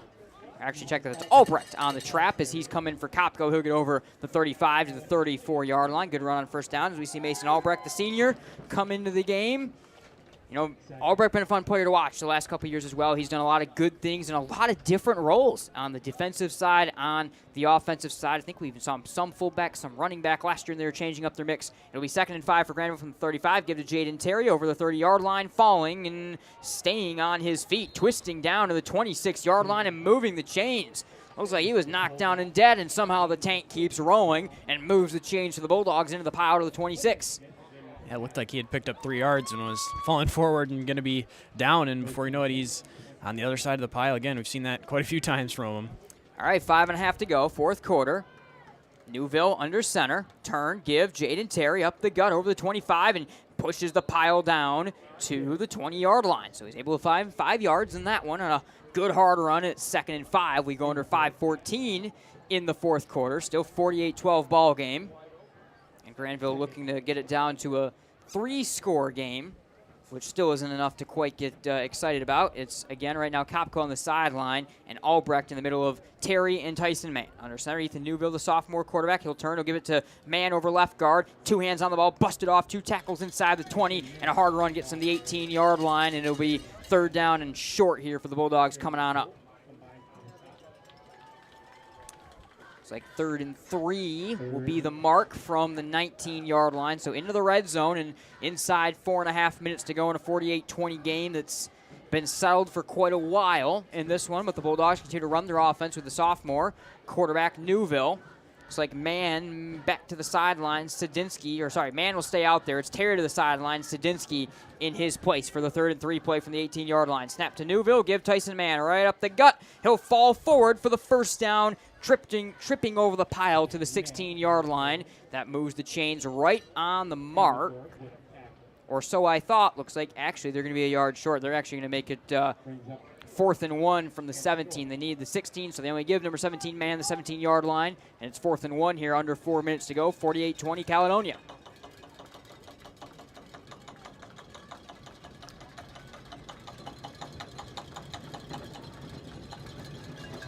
Bulldogs break it out, 4th and 1. Newville under center, under 3:35 to go. Give to Sedinsky, got the first down with 2 hands on the ball, busting through a pair of tacklers up to the 11-yard line. Good, tough run right there. Ali Salih on the tackle for Caledonia. Sedinsky getting the touch there on 4th down, able to cut it up between right guard and right tackle there and fall forward enough to convert and give the Bulldogs a chance to try to add to their total here as they're now back in the red zone. Under 3:20 to go. 1st and 10, Grandville up to the 17-yard line. Down 28 right now. Newville under center. Number 33 in the traveling white uniforms. Give to Sedinsky over right guard. Quick cuts it up. He backs his way over the 5 down to the 4-yard line as a tough shoestring tackle is made on him. Good twisting run on ahead from Sedinsky to move the ball forward right there. Klingon Smith on the tackle for Caledonia. 2nd down and very short for the Bulldogs here from the 11, or from the 6, I should say. They'll break it out. 2nd down and 2, a long 2 for the Bulldogs. 2 tight end T here, Newville under center. Newville turns, give to Mann up the gut, 2 hands on the ball, busts over the 5-yard line and pushes his way down towards the 4, where he needed to get to, but just a little short of where he needed to get to, as the marker's really in between the 3 and the 4-yard line right here. So it'll be 3rd and 1 for the Bulldogs from the 4-yard line, 2:20 to go, 4th quarter, and the Bulldogs looking for one last score, and hopefully it'll be one last score for Tyson Mann as well right now. He's still out there with Albrecht and Sadinsky behind Newville. 3rd and 1 from the 4. Turning to give. Sadinsky up the right side of the field. Barrel up. Got the first down. Pushes the pile down to the 2, and some hand fighting after between a couple guys as well. But the Bulldogs move the chains. They'll have a 1st and goal at the 2-yard line. Under 2 minutes to go. They're going to get a couple chances here to try to punch this one in, end their second scoring drive of the second half.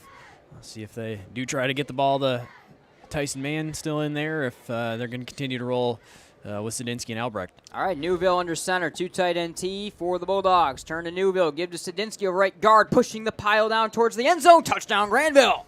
Easton Sadinsky charges his way into the end zone. 48-26, maybe the last time we get to call that this season here for the Bulldogs.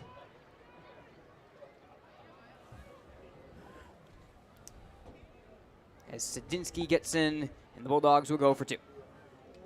Yeah, good to see Sadinsky get in there and find his way and score a touchdown. His role has been reduced now that Tyson Mann is back, but definitely when his role was expanded, he played well when he was given the opportunity. All right, Bulldogs will go for 2. Try to get it down to a 20-point game. Mann motions right slot. Give Albrecht on the trap, and he's shut down right away. 1:38 to go, 4th quarter. 48-26. Caledonia over Grandville. At Barber Ford, they provide a vast selection of new and used vehicles, exceptional car care, and customer service. With competitive prices offered on every pre-owned model for sale on their lot, you won't find a reason to visit any other dealership in Holland. Check out their inventory online at barberford.net. DJ's Pizza Pub is located in beautiful downtown Hudsonville and serves a variety of outstanding pizzas, including Chicago-style deep dish, thin crust, and other specialty pizzas, along with wings, salads, and subs. You can dine in, carry out, or have it delivered for your convenience. Give DJ's a call at 616-669-9550 or visit them online at djspizzapub.com. When it comes to your home parking lot and roads, you want a smooth, safe, and attractive surface for walking and driving. Trust the professionals at Bruce's Blacktop with over 30 years of experience to get the job done right. Check them out online at brucesblacktopllc.com. All right, Nate Dreyer, Chandler Timmer. Final minute 40 of this one. If you're a Grandville listener only with us, well, first off, we've got some other good games and stuff coming up, so make sure you also check those out. But if that's primarily what you are, we thank you for joining us all season long here on game night. We'll have a season wrap-up coming up in a few minutes as well. 48-26. Looks like Grandville will go to the onside kick right here, CT. And for a recap of today's game as well as all the other games from last night, make sure you go to MichiganSportsRadio.com. All right, Isaac Strock will get ready to send away an onside kick here for the Bulldogs as they're now down 3 scores. Let's see what they can do. Potentially Strock will go an onside kick. We'll see what his decision is. He's backed up in full to the 30-yard line. Slowly strides on forward, and Strock will put his full leg into this. A low twisting kick taken at the 5-yard line, and Brock Townsend will kneel it inside his own 15.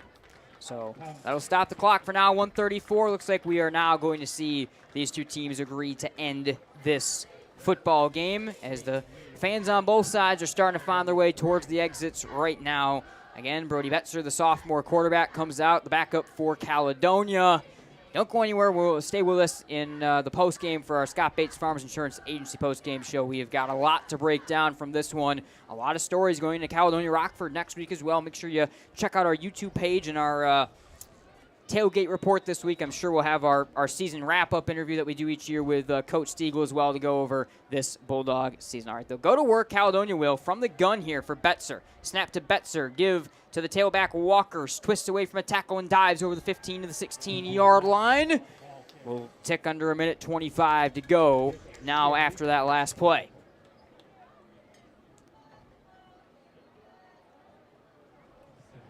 You likely have to see one more snap here as Scott's going to run one more offensive play, and then that's going to all but wrap this one up as the clock going to be very close as the play clock here, depending how far they run this down. All right, they'll break it out. 2nd and 6 here for Caledonia. They lead it 48-26. from just past their own 15 to the 17-yard line. 3 wide receivers set. Betzer will take his time and let this thing run down. He's staring right at the play clock on their side of the field. Here's the snap give to Walker, and Walker's twisted down 2 yards past the line of scrimmage. We are going to have to, looks like, get probably one more snap still in, though, right now. Nope, never mind. They were late to start the play clock, so we're going to be good. So the play clock ticks under 35 seconds as the game clock is ahead of it, and we'll see. Maybe they will, based on a difference between the clock that's shown on the field and what the officials have. We'll see if another play is run, but we should be able to get to see the handshake line start to form here momentarily. We tick under 20 seconds to go, and the Bulldogs season is about to come to a close. A tough and disappointing game, to say the least, for the Bulldogs here tonight. 48-26. Caledonia fends off any bid at revenge. The game is over. The Scots have won.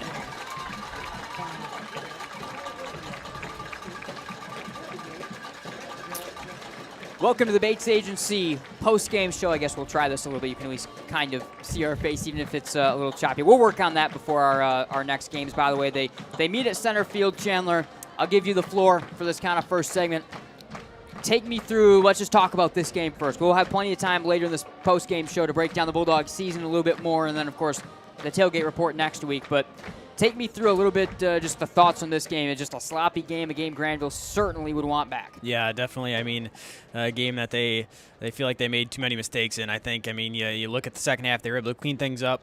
Of course, the game was out of hand at that point, but if they're just able to even have a little bit more of a clean first half where they had so many mistakes in terms of dropped snaps that were turnovers, the errors on special teams that led to some big plays, where if just a couple of those don't happen, or if they're able to avoid those, they keep it that much closer and have a chance to stay in it. But just too many mistakes in the first half. Things got away from them, and then in the second half, it was a little too late. All right, do not go anywhere. We'll be right back here on the Scott Bates Agency post-game show. When we come back, we're going to do just an extended one long segment post-game show.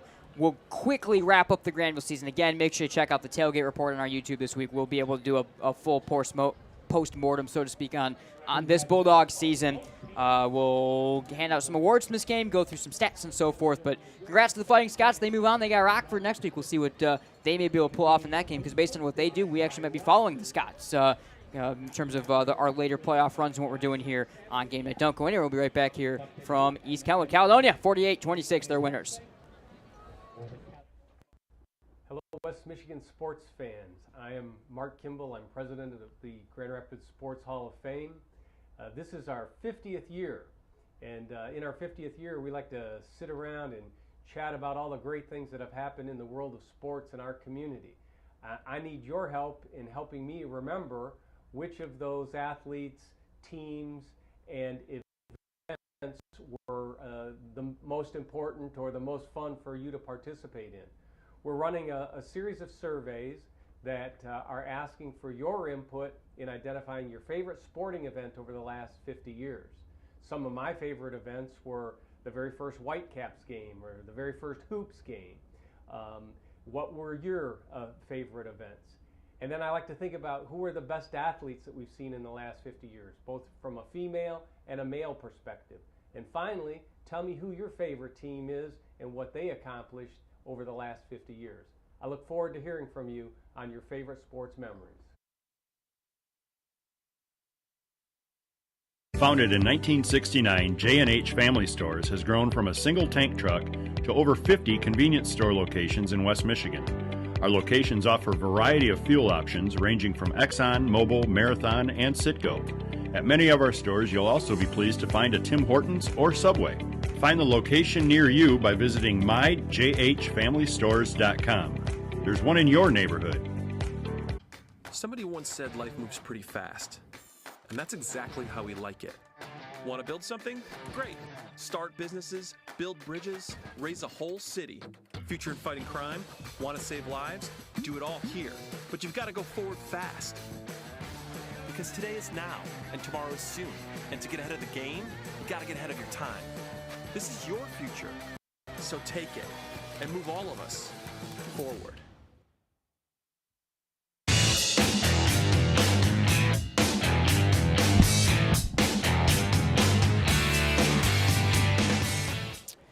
Welcome back, Nate Dreyer, Chandler Tim with you here. Game night on Michigan Sports Radio. It's our Scott Bates Farmers Insurance Agency post-game show. Second half, not really much to talk about in terms of scoring. Recap in this one, Townsend had a run, Terry had a run, Sadinsky had a run. We'll wrap it up that way with a fast-moving second half of play.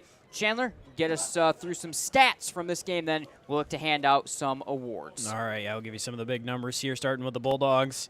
Tyson Mann in his final game for the Bulldogs, 119 rushing yards. Jayden Terry, another monster day, 195 rushing yards. Kopko with 78 rushing yards. And then a couple completions. Kopko had 3 receptions for 24. Mann, 1 for 12. And Hungerford with a 17-yard touchdown catch. Going over to Caledonia. Only 1 completion on the day for Mason McKenzie, 37 yards, but he did have 195 rushing yards. Townsend also over 100 yards. He had 113 on the ground. And then Sanders and Heron, Sanders 17 and Heron for 3. DeHorn had the 1 catch for 37 yards. All right, let's do some awards. Let's start with our Centennial Securities Player of the Game. I think you again have to go Mason McKenzie's direction. A really terrific game. All of those yards, and again, elite on the ground. He found his way into the end zone a trio of times, but just what he means to this offense in general. Yeah, I mean, you can tell how explosive he is, and this offense schemes it up well for him, but also his individual talent makes this offense go. And I think kind of a perfect game script for what Caledonia was hoping for coming in. He only had 10 carries, so not a ton of damage done in terms of if he's still nagging or battling a nagging injury. Didn't have to touch the football too many times and take too many hits, but was still very effective. 10 carries, 195 yards, averaging almost 20 yards a carry there, and made plenty of plays. And with the big lead, didn't have to take too many hits to his body either. A lot of different things we could talk about, Chandler, for our Lakeshore Sewing Threading the Needle play of the game. Of course, McKenzie had a 78-yard run that really broke things open, but that was late in the first half. I think the play of the game in some ways might have been the first play from scrimmage for Caledonia. McKenzie went 53 yards, and it kind of put all the Bulldog faithful on their back heels again and said, oh no, not again. And again, it happened. Yeah, I think there was probably some nightmares had by the Bulldogs program of what McKenzie did to them last time, and coming into this matchup, that was the one thing they were trying to take away is the McKenzie on the big plays, especially on the zone read run. And so kind of disheartening that the very first play from scrimmage for them was that exact play going the distance for a touchdown, and so it just kind of set them back a little bit. I think the defense actually responded okay from that, but for the most part, that was a big play to kind of set things off in the scoring that the Fighting Scots would put up today. All right, so those are your awards from this one. Like I said, tune into the Tailgate Report this week on the MGN YouTube page, because that's where we'll do kind of a full recap on the Bulldogs season. Like I said, we'll talk to Coach Stiegel, I'm sure, as well for kind of his season recap and rear view thoughts. But Chandler, kind of wrap up this year. Such a young team for Grandville. And today with some of the guys and having to play backups and what happened with injuries, it was tough circumstances. I won't say it wasn't a fair fight. It's always a fair fight on a football field, but it wasn't the fair fight that you were expecting to see if you're the Bulldogs.